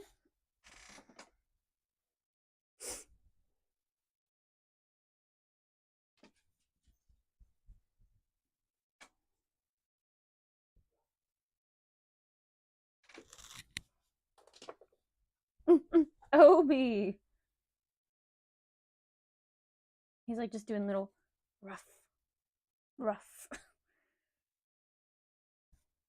Okay, so this cracked me up on I think it was like Instagram Reels or something. It's like you've heard of dog or you've heard of girl math. I just ruined it. You've heard of girl math and boy math. Now here's dog math. And it's I have 15 balls. One ball goes under the couch. I now have 0 balls. And I'm like, that is so accurate. Daisy will scratch at the couch if one of her toys or ball or anything goes under the couch until one of us gets it for her. And then she will purposefully put it back under the couch. Like she knows what she's doing. And then the other one is you left for 3 hours, you were gone for 3 hours. You left for 3 minutes, you were also gone 3 hours. Oh yeah, that cracked me up. Tia and I did an experiment, I guess, one time on Obi. And like he gets so excited when we would come back. This was when he was younger, when we would come back from like Joann's or something. And he was so excited and jumping around. So Tia was like, what do you think he would do if we like left, like just walked outside for like a minute and then came back inside? Because they say like dogs have no real sense of time. So we tried it and he was just as excited as if we had been gone the whole day. And that's so funny to me.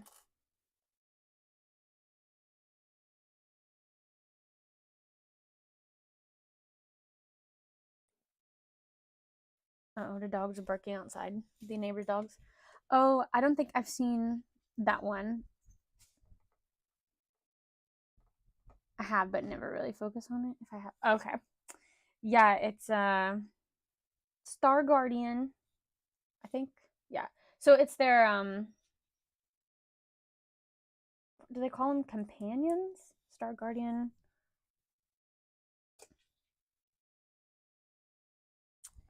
I think.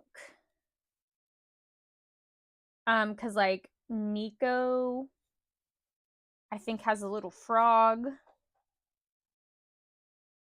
and one of them has a monkey.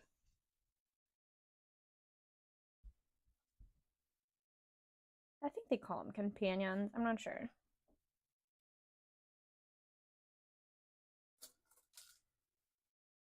But thinking about TFT again, I'm like, man, I really want to play some TFT. One time when I really got into Dead by Daylight, like when I first started playing it, I was trying to make myself work so that I could then play games.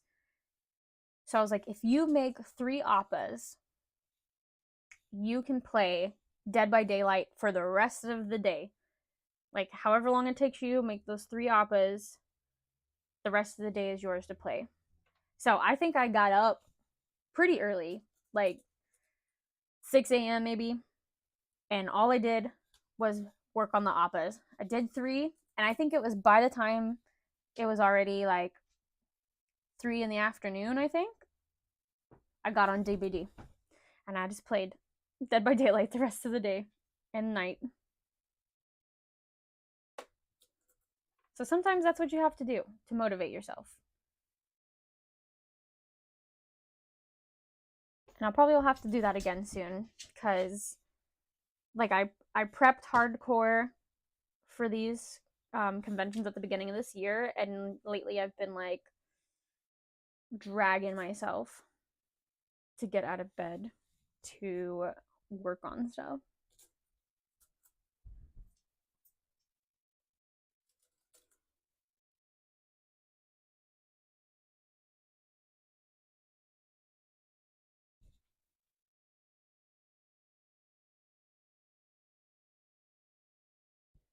But I am gonna start doing like multiple, if I have like an order. Like I was gonna work on Momo today, but like I said, I don't have anything cut out for Momo, so I had a little bit cut out for XL Appa, and somebody's ordered one of these, so I need to get it shipped out anyways. But when I do Momo, I want to make at least 3 or more, so that I have some to put aside for conventions, or just so that I can keep the listing up and people can order them, and I'll have it like ready to ship out.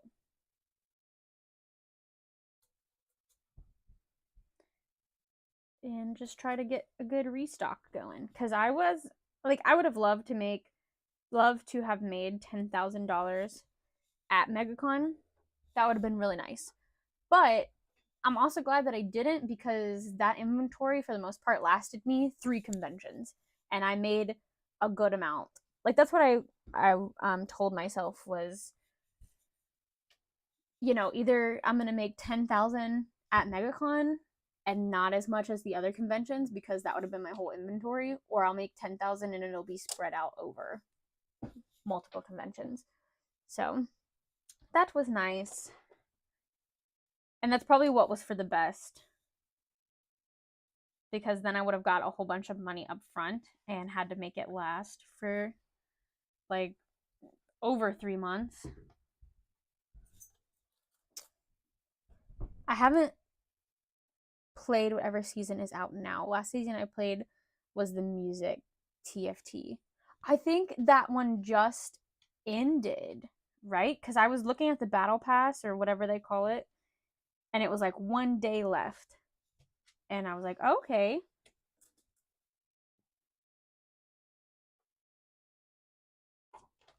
Because they used to do little eggs where you could get a random champion. I don't know if they do that anymore. I'm gonna look it up. And I was like, well, if there's only 1 day left, I might as well wait. 10K, if I ever made it, I'd be like, if I ever made that, I'd be like, I've made it.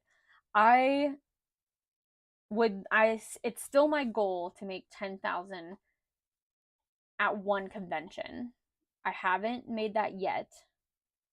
But that is the goal. But I mean, when I first started out, 1,000 was like the goal. So like in 13 and 14, those years before I went to college, that was my goal. And I didn't do it before I went off to college. The first time I think I made 1,000 was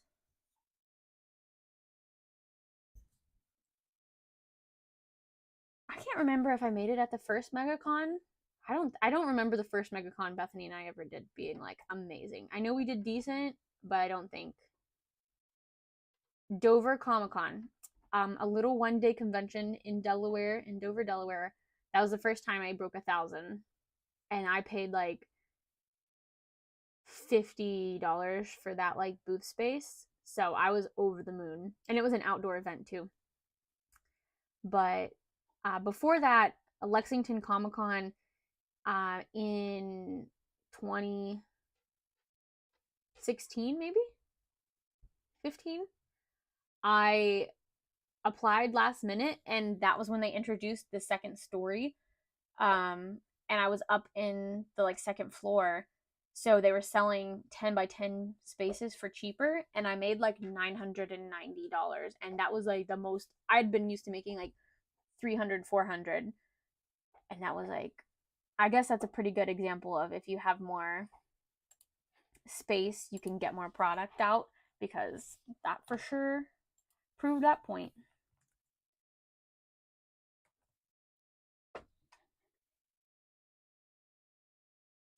Okay, this says 5 days ago, TFT set 11, Inborn, oh no, Inkborn Fables. That sounds fun.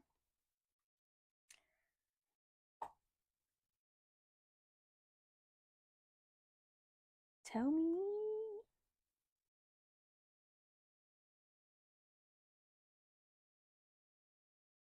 This isn't the one out now, right? It says... Oh, wait. This is looking at the roadmap. We'll also see that set 12 will be focused on magic. Set 13, hidden details hidden. Many players are already theorizing that set 13 will be arcane themed, as Netflix announced Arcane Season 2 will be releasing November 2024. TFT's fifth anniversary is in June. Didn't know that.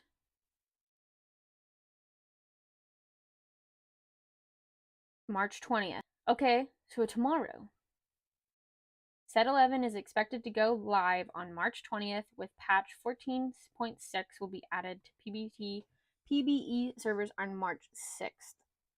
So March 20th for all of us. Everyone else, unless you're in the PBE, which you're really cool. I feel like it takes me forever to make plushies. If I only make one at a time, I've been making multiple, and that seems to be more efficient. Forever to make one at a time, yes. I've been making multiples, and that seems to be more efficient. I agree. I do find it more efficient to make multiple, but I also find myself burnt out faster too, so I kind of have to... I either have to make sure that I'm doing something else every once in a while. That way I still enjoy it, because like I do still kind of dread making Optus sometimes, but then like while I'm making it right now, I'm like, it's not too bad. I just think about when I have to make 4 or 5 at a time, and it makes me not want to do it.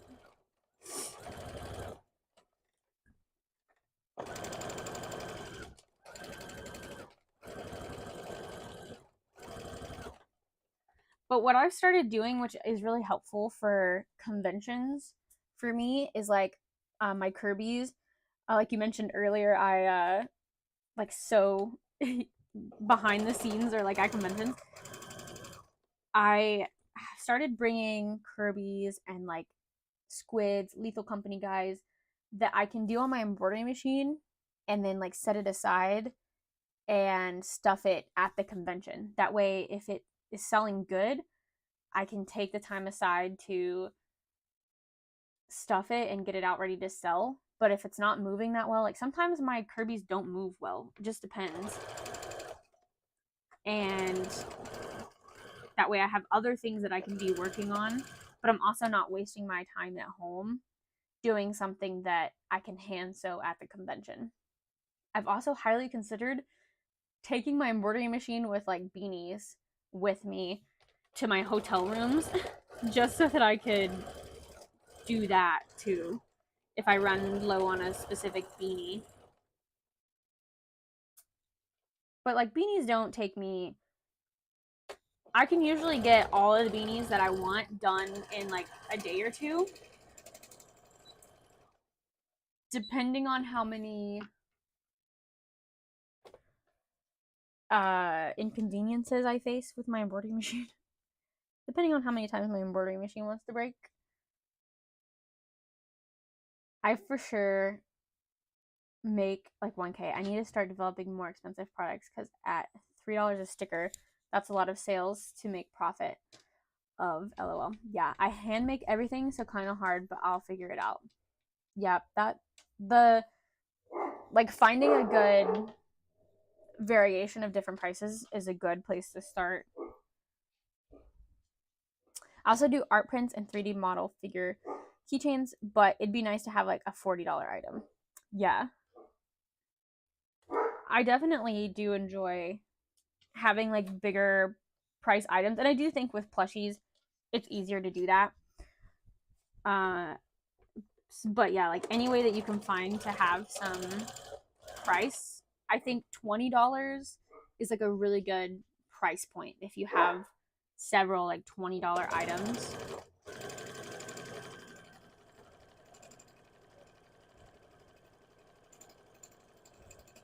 $10 and $20 items, I think that's good. Because like you said, you don't want too many little items. But like if I just sold hats, I wouldn't be making as much money, even though that those are big item sellers. I would say like my do you mind, Ridley? My 10 to $20 items are the biggest movers. So like Koroks, which are like 15, any kind of like the little cryptid guides, any of my like little embroidery plushes, those move pretty good. And then my squeakquoids, which are 20, usually do pretty good. And then we go over like beanies, which are 25, and like bucket hats, which are 30. And all of those usually pretty good movers. I feel like every video I watch shows Kirby's flying off shelves. Yeah, it's weird. I thought honestly it was dying out because it got really popular because the new Kirby games were coming out.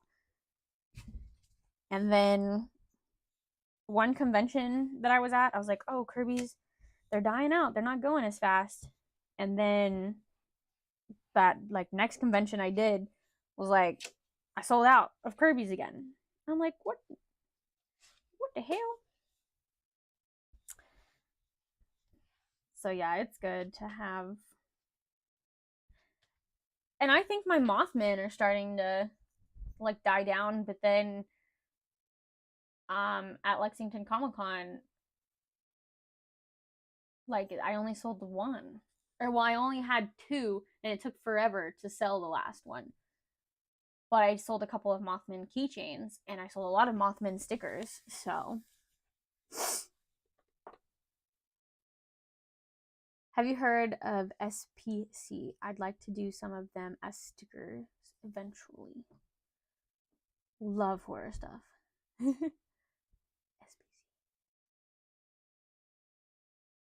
I don't think so. Is it safe to Google it? Does it stand for something?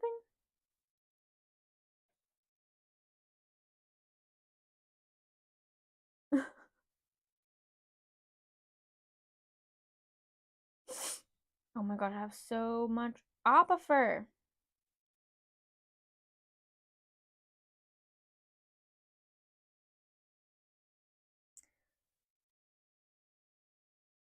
SCP? Did I? Okay. I was like, I mean, that would make sense. One of the one was like storm prediction. And I was like, I mean, I can see that happening.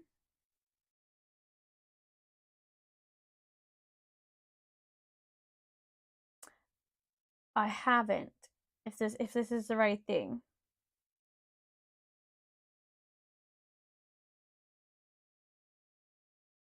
It looks so scary. I like horror stuff. Sometimes. Depends on how I'm feeling.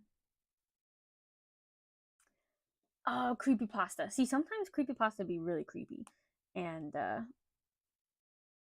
I can't handle the creepy. I'll have to check it out though. I bet Joey's heard of it. It's fun to watch on YouTube. Good to know.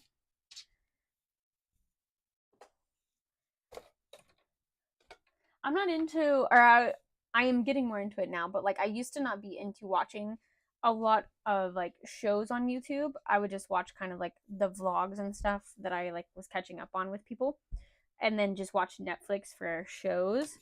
But I'm slowly getting into the TV show side of like YouTube. And what people have put on there.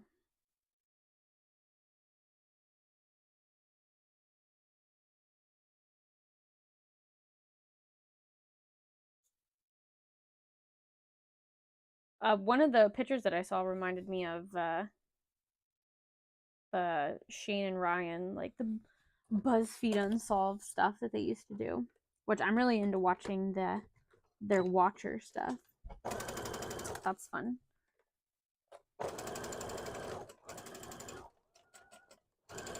Alright, we're sewing up the upper body. Joey will probably be home like in an hour and a half, so we'll see. The plan is to stream for another hour or so, because we're gonna play Baldur's Gate tonight. It'll technically be the first time I've played. I've watched them play it, but I like didn't want to get it because I wasn't afraid like I was afraid my laptop wouldn't run it. Also, I had like all these conventions to prep for, so I wasn't in the mindset to play it. So it's more like people just narrating. Oh man, I forgot I'm not supposed to sew this with brown. I do that every time. Narrating characters and their stories, kind of like when people do videos of Slenderman and other cryptids. Ooh. It's not a series though. It'd be fun too. Okay. So it's not like a series, it's just like different things that happen. BG. Bowling Green? Just kidding. Listen, they better hurry up and open this Bookies that's gonna be on the way to Bowling Green, so I can go get me a taco or a burrito. I need the Bucky burrito.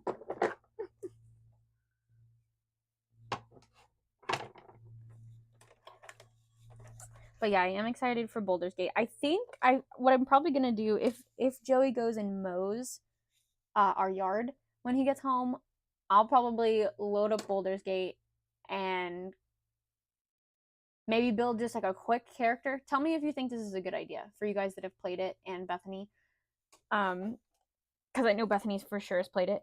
I was thinking of making just a really quick character, like not anything crazy, just so I can get the basis of how, because I was watching you guys play and I don't understand the turn, like knowing all the options that you have, you can do things, because I know in real D&D there's so many different things you can do.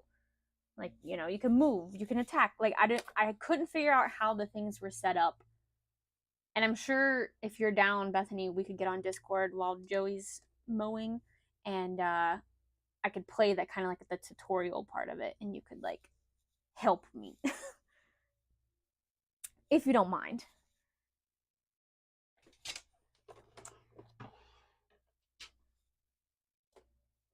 But also, oh, see, now I'm overthinking it. Toitaku, nice chatting. Catch you everyone later. Nice. Send me, or I'll ask on Instagram. I'll message you. Your league information, and maybe we can play TFT together. I know that's not as fun to play together because like you're kind of going against each other, but I think it'd be cool. But I'll message you if you're already gone. But thanks for joining. Thanks for coming to say hi. Hope to see you in the next one. Really appreciate it. Thanks for all the questions. But yeah, we gotta get this opera done so I can play video games. Yes, absolutely. Yeah, it's a lot at first. I'm planning to try to play on controller, so I'll be relearning it too. Okay, do you think it would be better to play controller? I couldn't remember. I think you were the only one on keyboard, right? And Allie and Joey were on controller. So if that's the plan, then I will join the controller gang.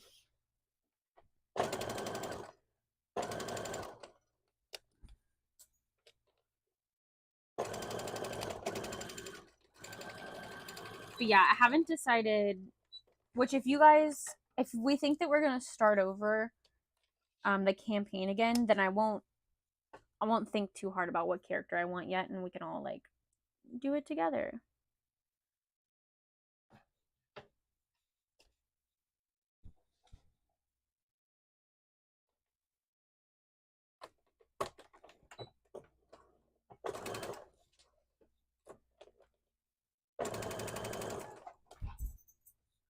What are you doing? Are you being nice? Who's got attitude? Daisy? Are you having attitude with your brother?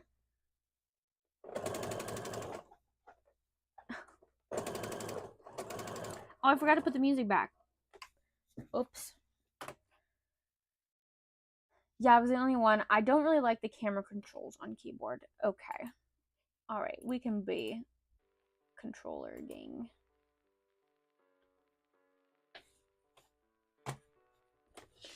Sounds good to me.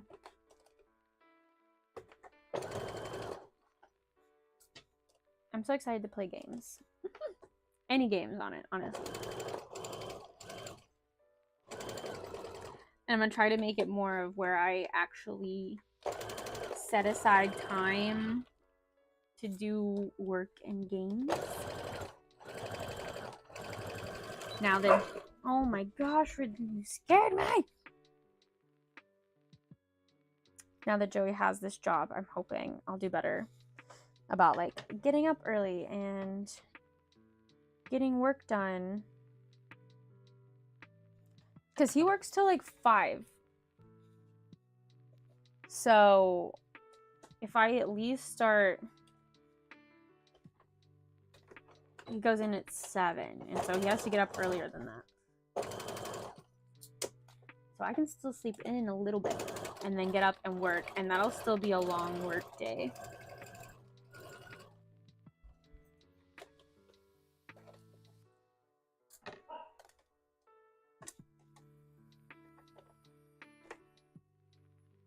And then if he's off on Fridays, I'll probably still work like Friday mornings.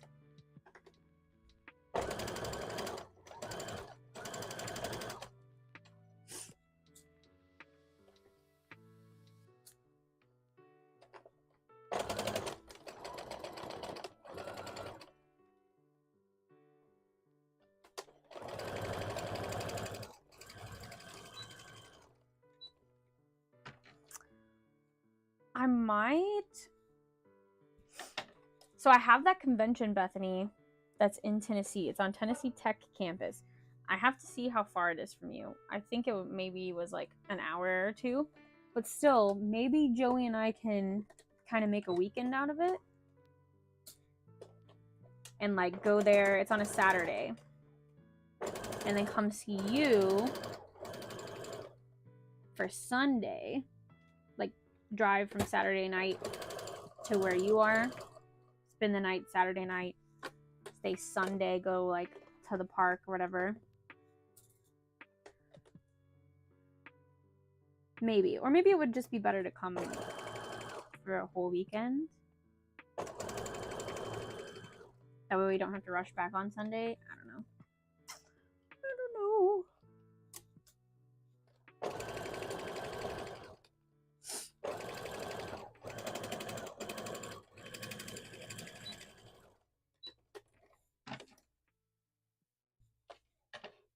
Hold on, guys. I want to show you. I think I have a picture on my phone still.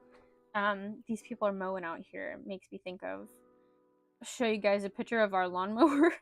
Like I said earlier, it's like 1993 Craftsman riding lawnmower. Right out of the Sears catalog from 1993. Comes with the owner's manual. This is the lawnmower. Like, you can't tell me that this isn't something that your dad had growing up in your garage. And it's ours now. We have one. For free. It has a really cool backstory, actually. A guy that my stepdad knows.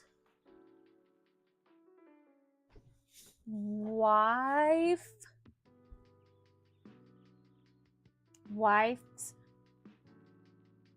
mother, I believe, had this, and her husband passed away. Oh, baby, she's a beaut. Like worked for Sears, I think, so got a good deal on it, and got it, I'm sure, brand new in 1993. And used it for a little bit, but then I think he passed away, and she couldn't really do it herself, so they hired somebody else to mow, and so that kind of just sit in the garage the whole time. But she still would take it and get it serviced by Sears, like every year, get the yearly service, and I was always covered up, never left outside, never got rained on, never got wet, like taken care of. And yeah, so then when she passed away, it got passed down to him, and so he's had it put away and stored. So now we're the proud owners of a 1993 Craftsman riding lawnmower. My brother keeps saying like you could enter it in a derby and it would probably win, because that's got all them good metal parts that they don't make them like that anymore.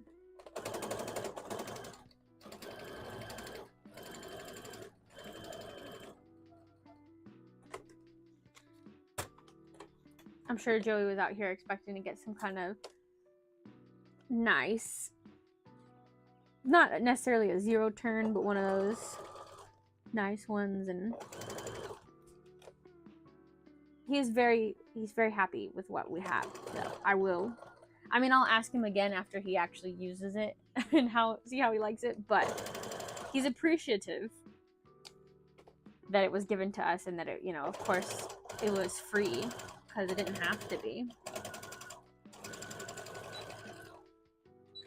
But all I can think about is like, I'm pretty sure that's the same one my dad had growing up.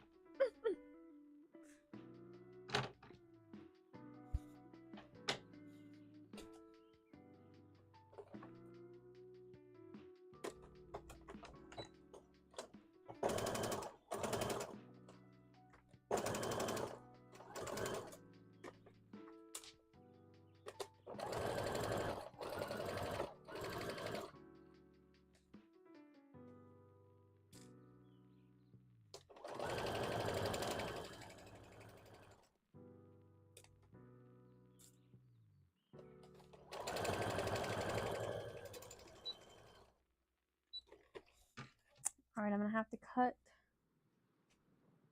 some little feet for this oppa. Hi, welcome Connor. How's it going?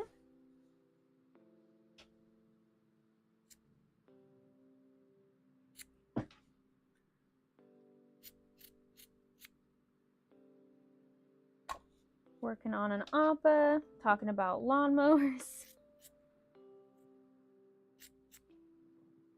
I also, Bethany, got the obsession to want to play Minecraft again. So I need to download that too so I can just kind of like open it up and play a little bit. So that the obsession will pass. Because it won't take long.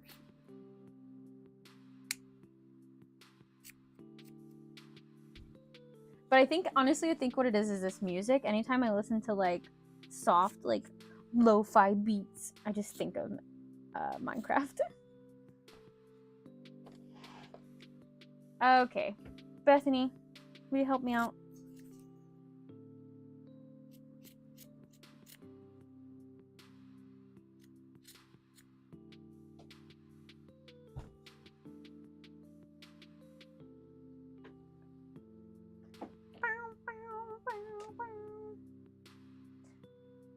Sims. Sims sounds so good too. I just need one of those that's like feels the time but not like gonna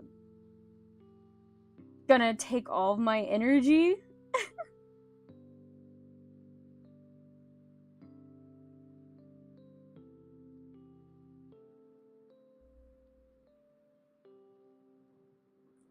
Okay.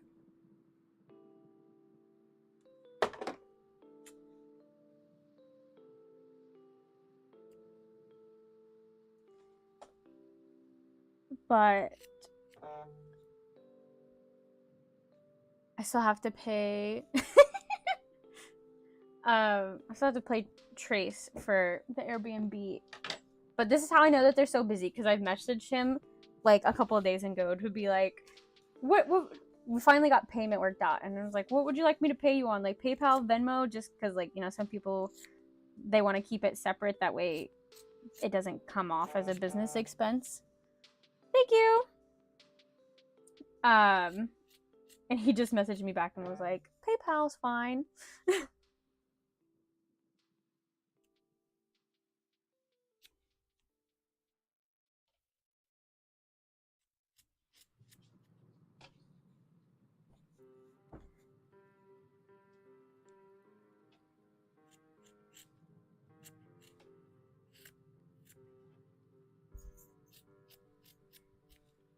But I need to download Sims 2, because I know that I'm gonna wanna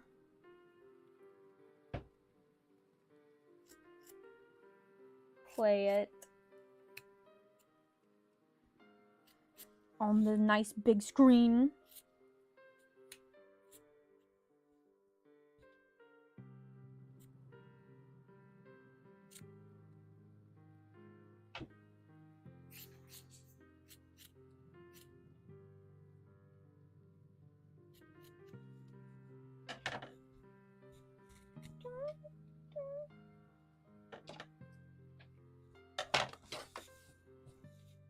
Okay, I have to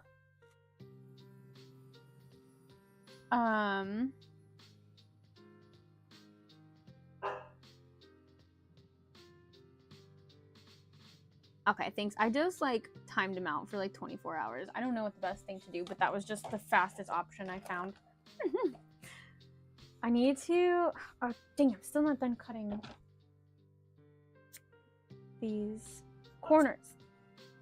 Just cutting corners over here.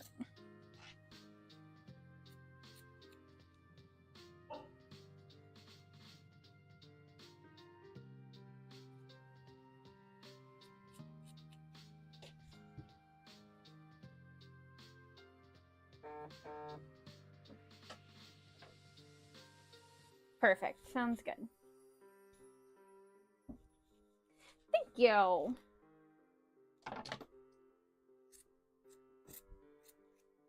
All right, now I can add feet. But I am also going to run to the bathroom. So I'm going to do a heist. So we'll start a heist. If you want to join the heist, exclamation point, heist, and then however much you want to bet. And if you want to see, we can do, I think, exclamation point top. It'll show the board. So I'm gonna run to the bathroom, and there's a dog hair on my mic.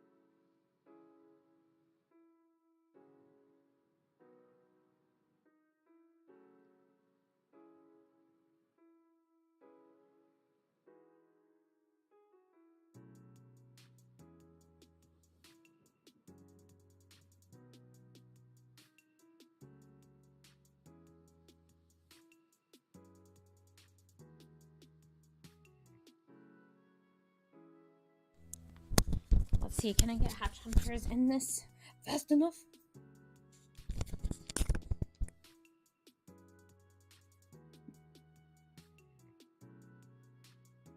Let me in.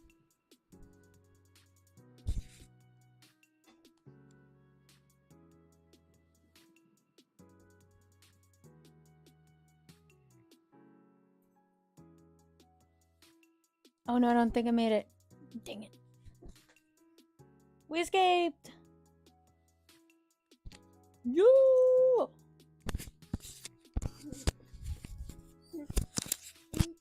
What would you like to say? Tell him. Tell him how you're a baby. And you whine. Tell him how you're a baby and you whine so much.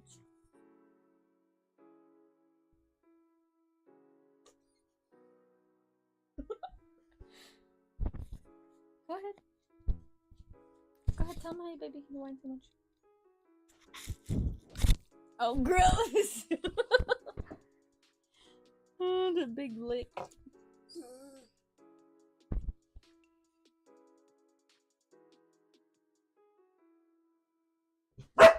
Oh my gosh.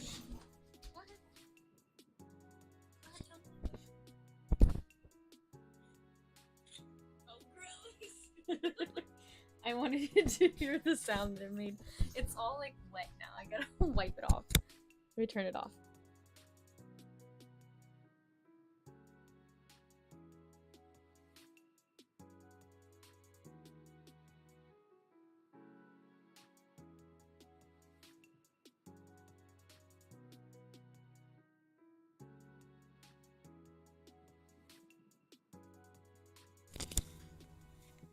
Okay, I could have just taken the little cover off, but I didn't think about that, so.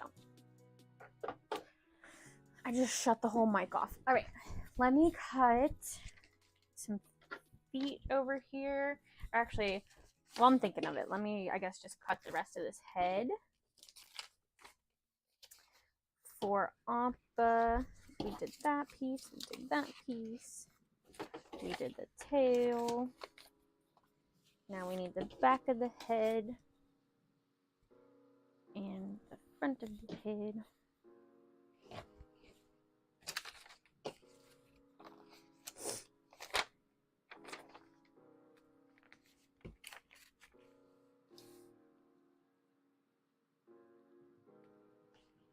Just got some new rotary blades.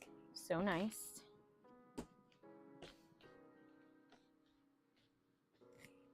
I just gotta remind myself that I don't have to push down like I'm trying to break the earth.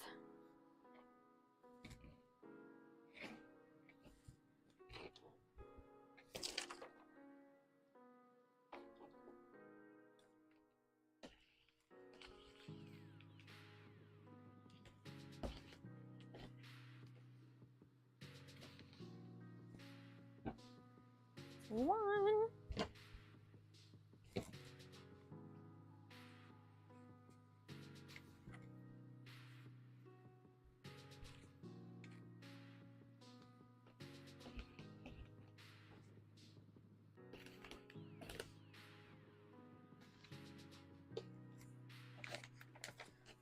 2.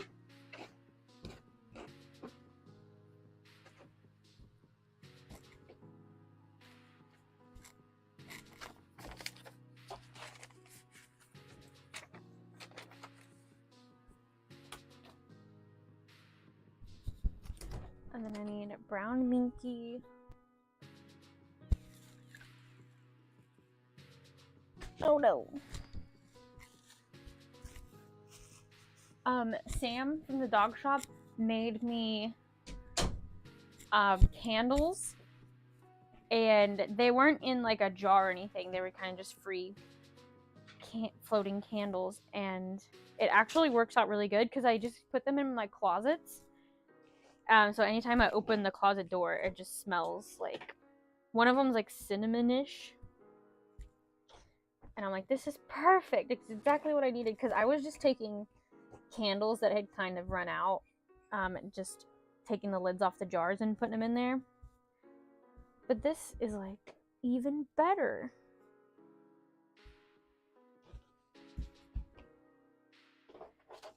Alright, excuse me while I struggle to cut this fabric because it's falling.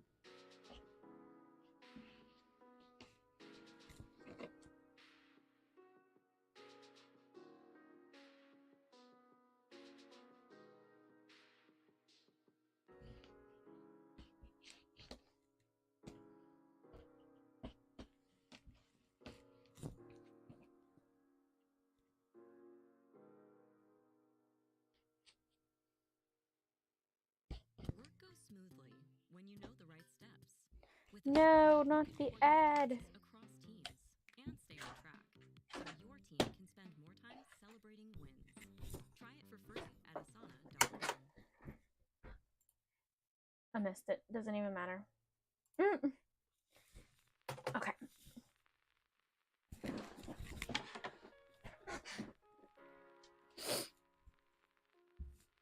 We're gonna pin the feet on.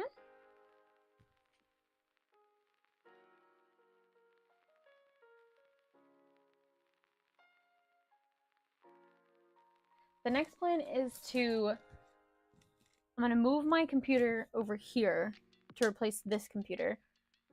And then I wanna get a webcam that runs this way, and then another webcam, hopefully, that runs over there to my cutting area and maybe kind of like looks down, angled at the table. But I think this webcam was like $60 possibly. So I could potentially borrow Joey's. I think he has the same one I have right here, and try it out for a few streams and see if it's something that I actually like and like want to do.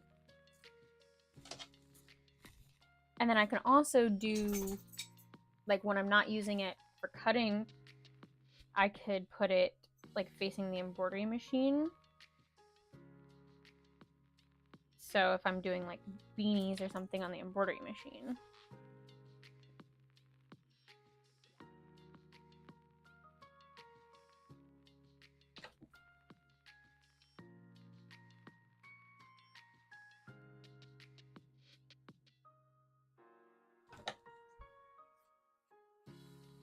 We'll see. We're playing with stuff.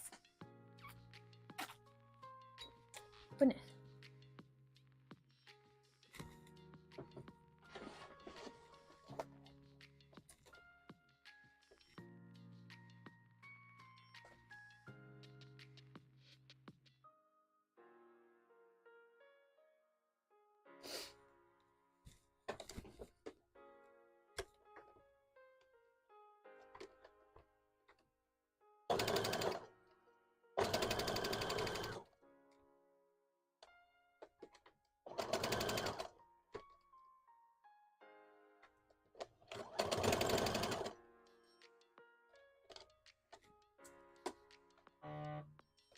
Hello. It's Tia.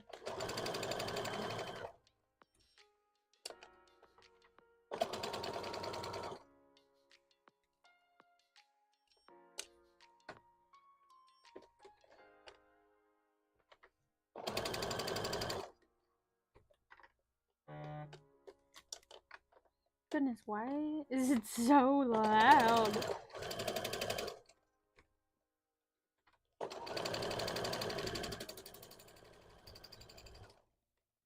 I think I'm gonna go on a walk later day too, so let's see what's the temp.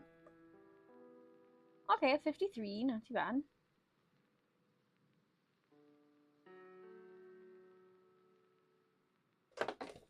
Yesterday was freezing.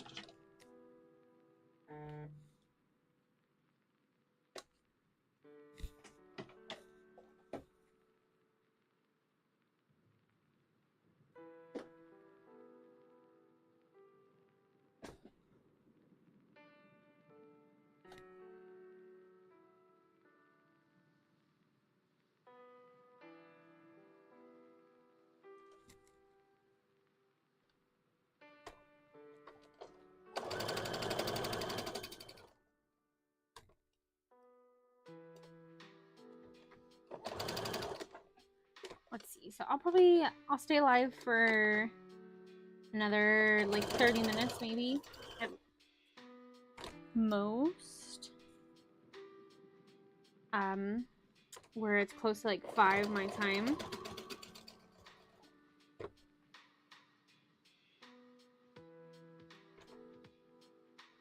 And that's the plan. That should be plenty of time to get this body sewn up and hopefully the op ahead too.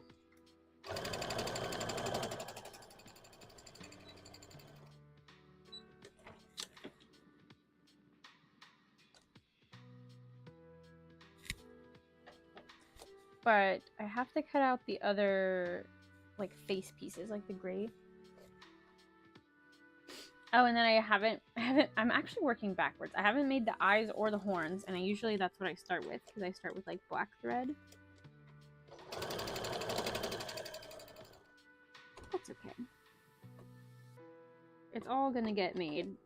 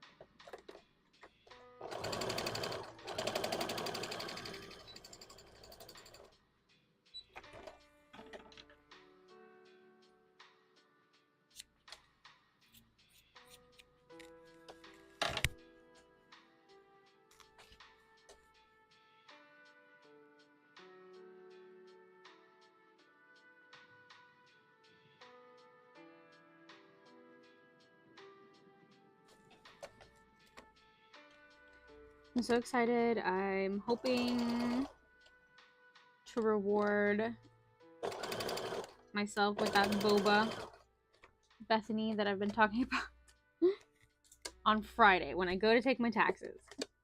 I think I might have told you that yesterday, but that's all I can think about right now.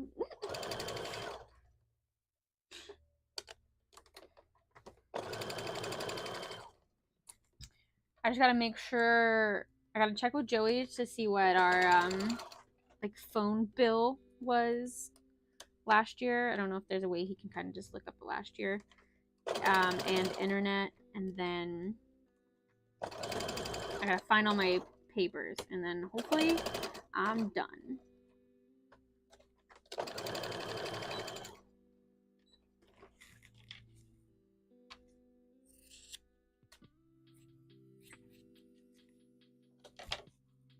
I think Tia's gonna come watch my mom's dog, watch Bobo. And she's gonna come over, I don't know, to help me cut some stuff. I think is the plan. This weekend / Monday, Tuesday, maybe.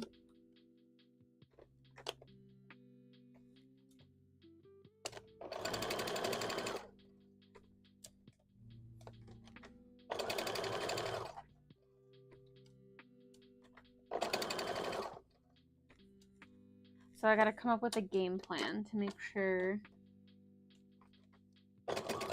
the sweatshop goes as hard as it can.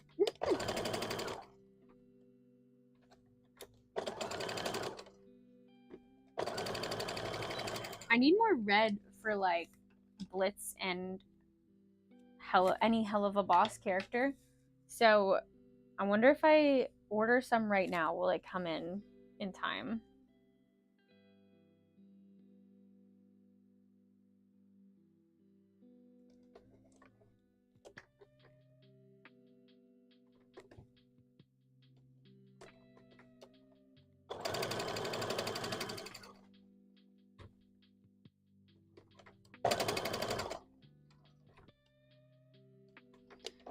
Maybe that's what I'll try to do tonight too, is get that listing on my Shopify for Blitz and Lethal Company guy. Now that I don't have to borrow Joey's phone to do listing pictures, because I was using his phone because it takes so much better pictures than mine. Now we're equals.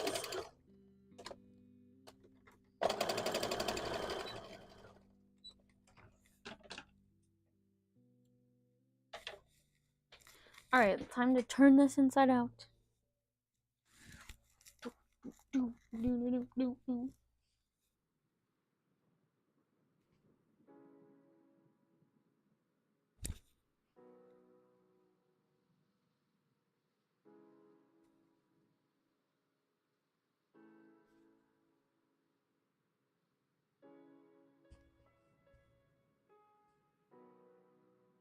Alright, look at this big guy. Let's see.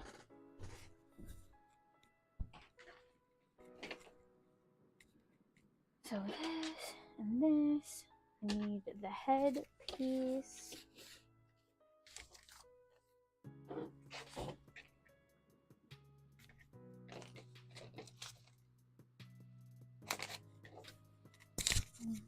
Mic's still good. Alright.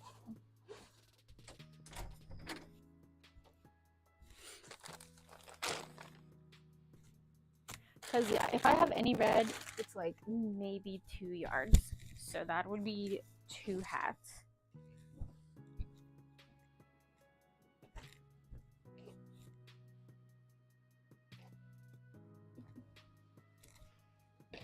What do we think college kids are into right now? I feel like probably the same thing. Like Lethal Company for sure, right?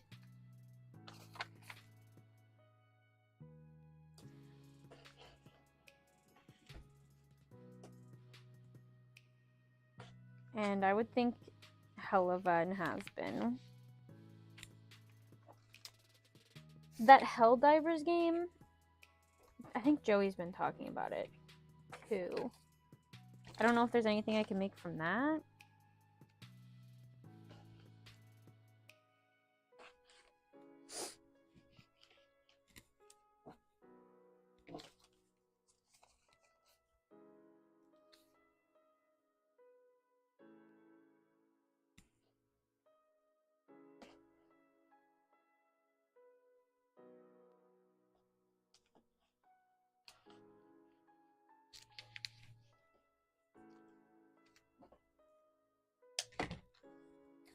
Because I think, oh, we're not that far removed from college. And then I remember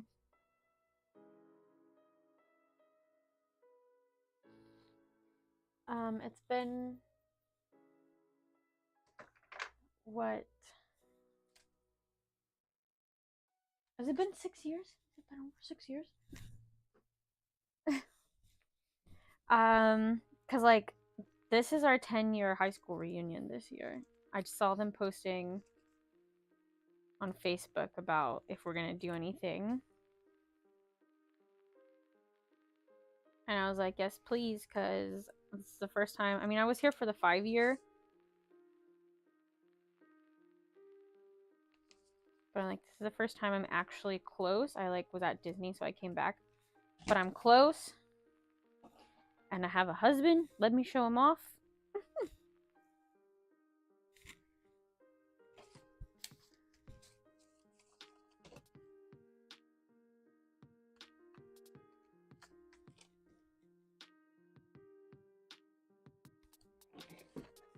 Alright, so that is good. I made 2 Deku hats for LCTC and they didn't sell. And they usually aren't super fast to sell.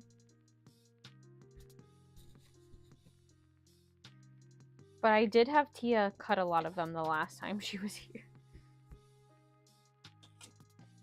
I think I say a lot. I think it was 5, but still.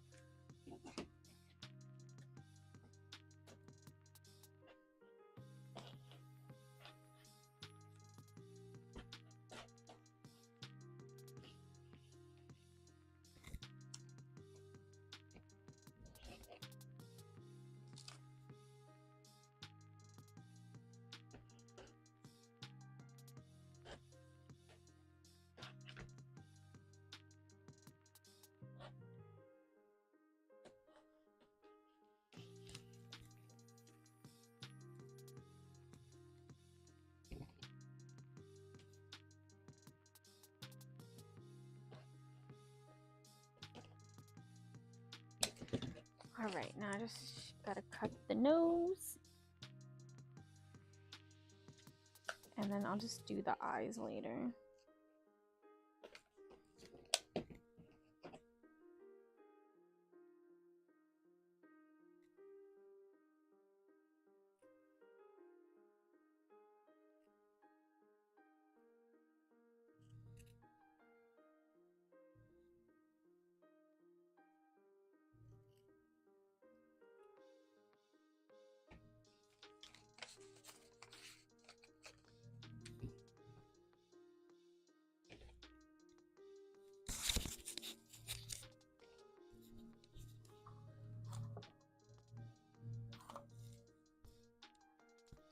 Being nosy. Oh my gosh, Ridley. Hello. We are so old. So old.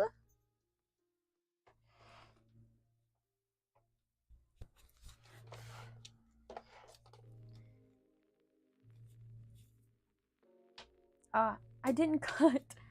I didn't cut white for the ears. Oh well.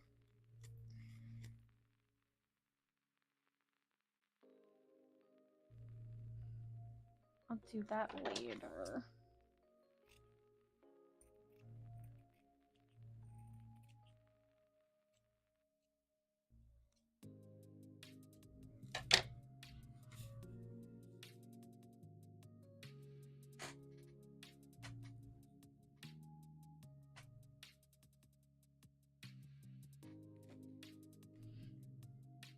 Oberdober.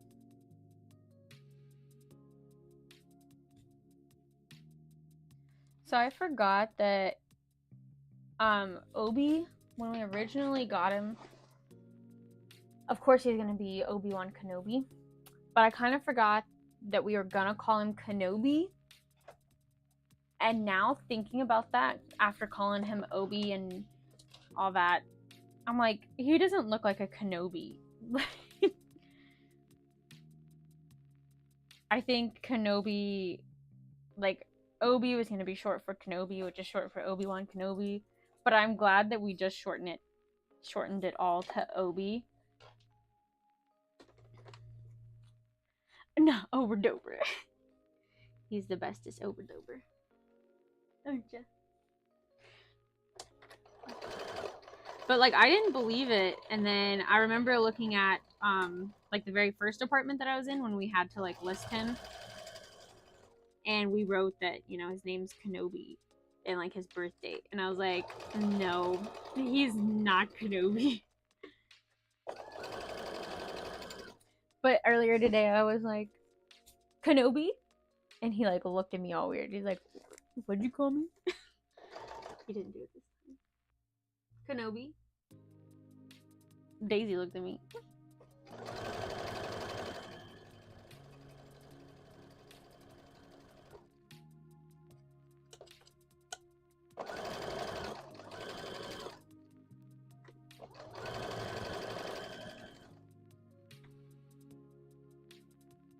He said, who are you talking about? Mom, who?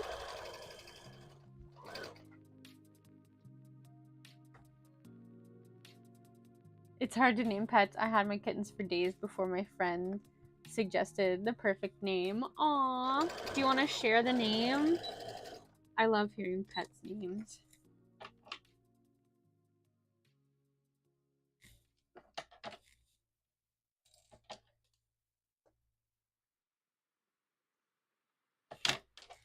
Yeah, I love how all our pets' names fit together, and it just makes me so happy.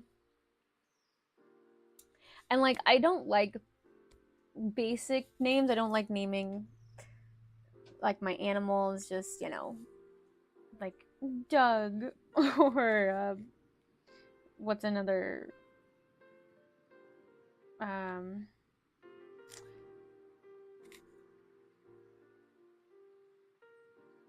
trying to think of a boy name that was that we got a lot at the daycare.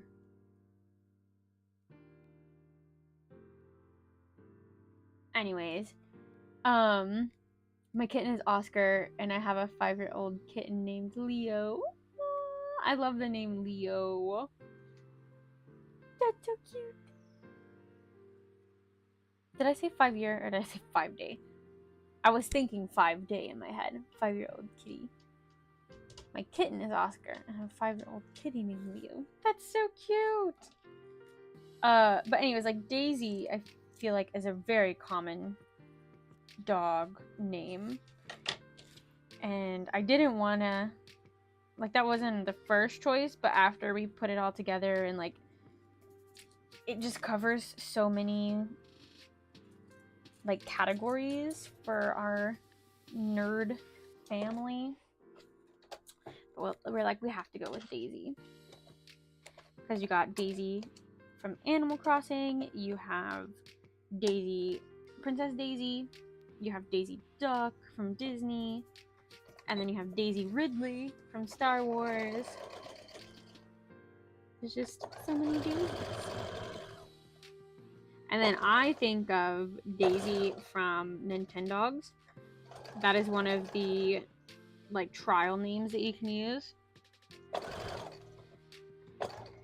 And I think that that's so cute.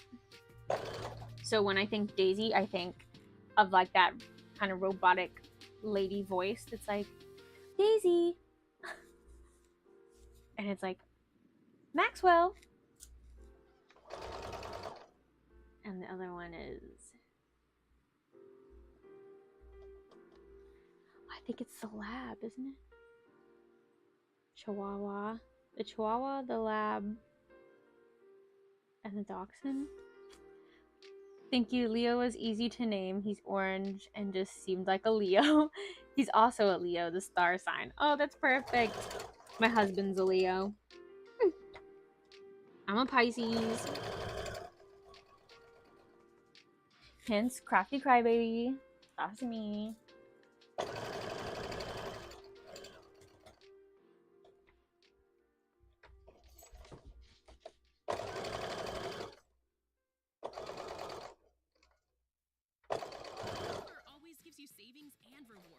I'm gonna have to look it up. It's gonna drive me crazy.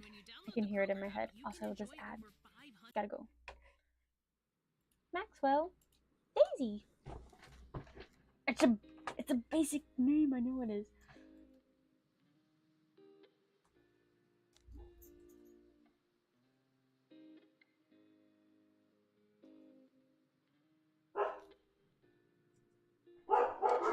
Lucky. That's the other one. I think I always forget that one. Lucky. Maxwell. Daisy.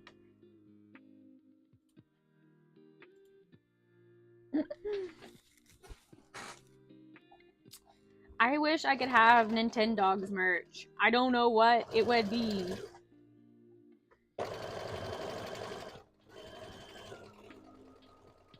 But I love Nintendogs. We did. I have this conversation a lot in my head and with people. But I thought I forgot Maxwell last time, but maybe I forget Lucky every time.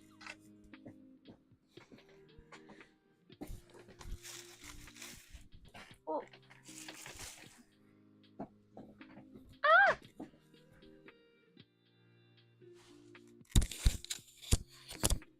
Like, what if I do a Nintendogs shirt or something? I don't know.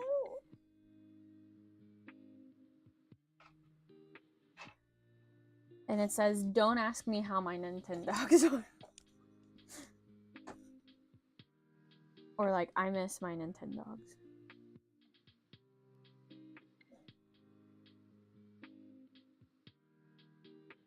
Nintendog mom.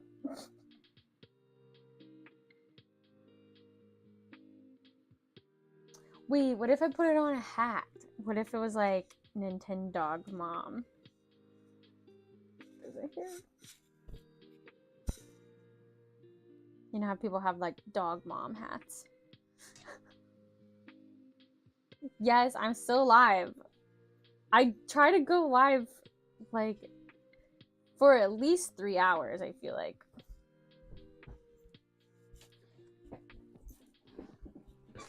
Welcome back, Tia.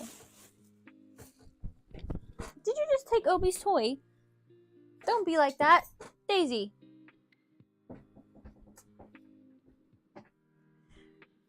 I feel like Nintendog stuff would be do really well. I think so too. I just don't know. Because I could make like dog plushies, but no one's gonna know that it's Nintendog specifically. That was like one of the most games I was excited for. Like the biggest memory I have was my cousins had the game already. And I knew I was getting it for Christmas, and they were coming to visit me for Christmas, and they already had the game and was playing it because they already had Christmas at their house.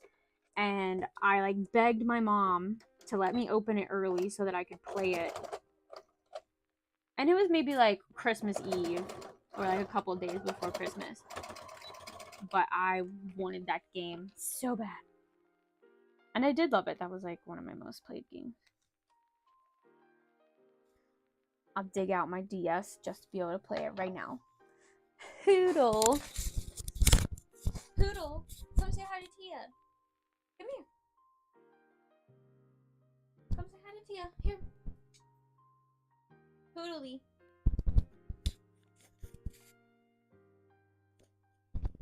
Are you excited to see Tia? Tia's gonna come visit you. Oh.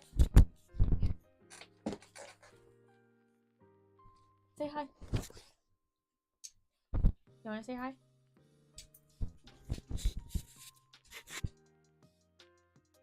Can I get a wine?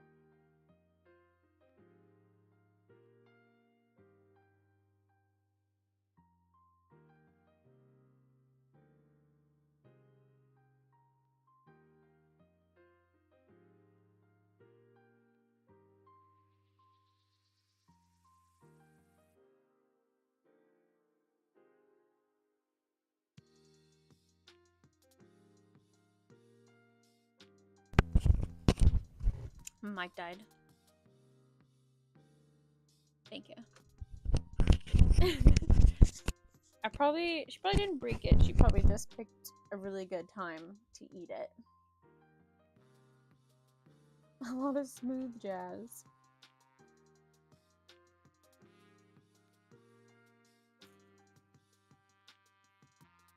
Yeah, this is my other mic.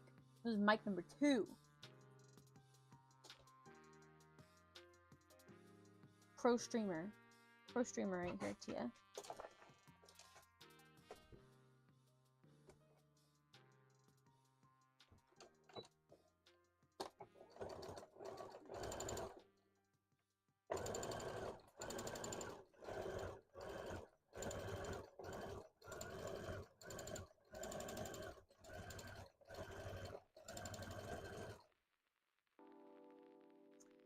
But you can bring something to sew. What do you say? You have a lot of cute.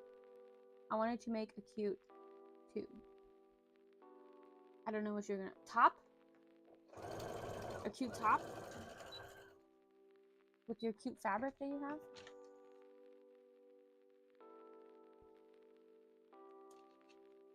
We have a prepared woman.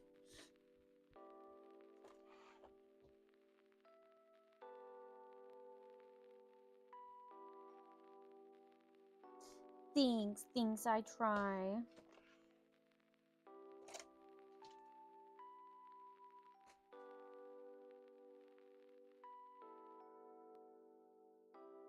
So anyways, I have fabric. I have lots of fabric. Okay.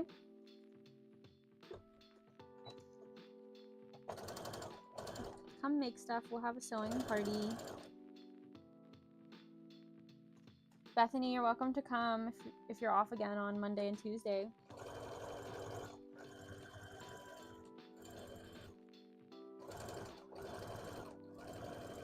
And then you guys can go back and sleep at my parents' because we don't have a spare bed here.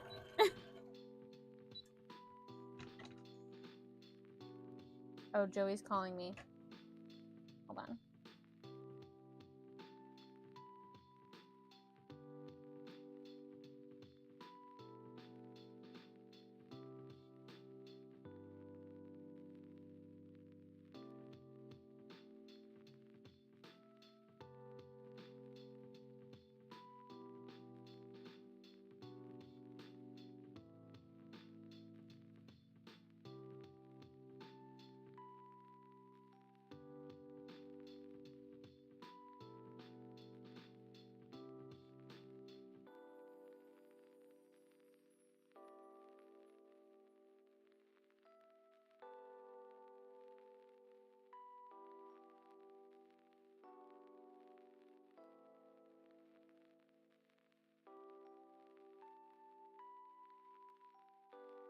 Alright, I'm back. That is Joey. He just got off work. I don't know if you guys saw the dogs run, but anytime I say love you bye, they, or if Joey says love you bye, they think that one of us just got home, even if we're both home. Like if I say love you bye to my mom, they take off running and go check the doors. So that is my cue. I'm gonna end the live and I'm gonna go for a little walk before the sun goes down until Joey gets home, and then I'm gonna play Baldur's Gate and try out my new PC. So I'll try to post a picture of it on my Instagram soon so that you guys can see what my new PC looks like. Okay, here Ridley, come get your moment. Oh, not the mic. Come get your moment, Ridley. Come on. Tell the people hi. See, Daisy won't beat him up. I think it's like, oh my gosh, elder privileges, old man privileges, right? She doesn't beat you up. And now Obi's whining. Okay, alright. I think that's as far as you can go. Okay, that's as far. You can't get any further. Okay, alright. Happy? Are you happy now? Okay. That's as far as you got.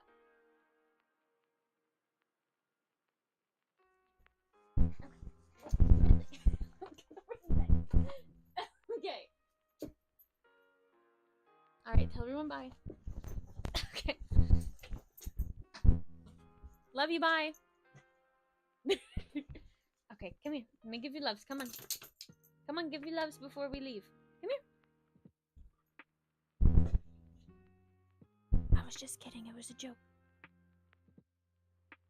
Nobody's here. Talk to them. Come here. She's coming back. All right, thanks for watching, guys. I appreciate it, and I'll see you guys next Tuesday. Don't forget, I have a Kirby of the month. It's Babam Kirby from Mario, so check it out. It's on my Instagram, and you can get it on my Patreon. And then, other than that, my next convention is this Tennessee Tech convention. It's not called OmniCon. I have to figure out the actual name for it, but April 20th, I believe. Tennessee Tech campus. Thanks so much for watching. Bye bye.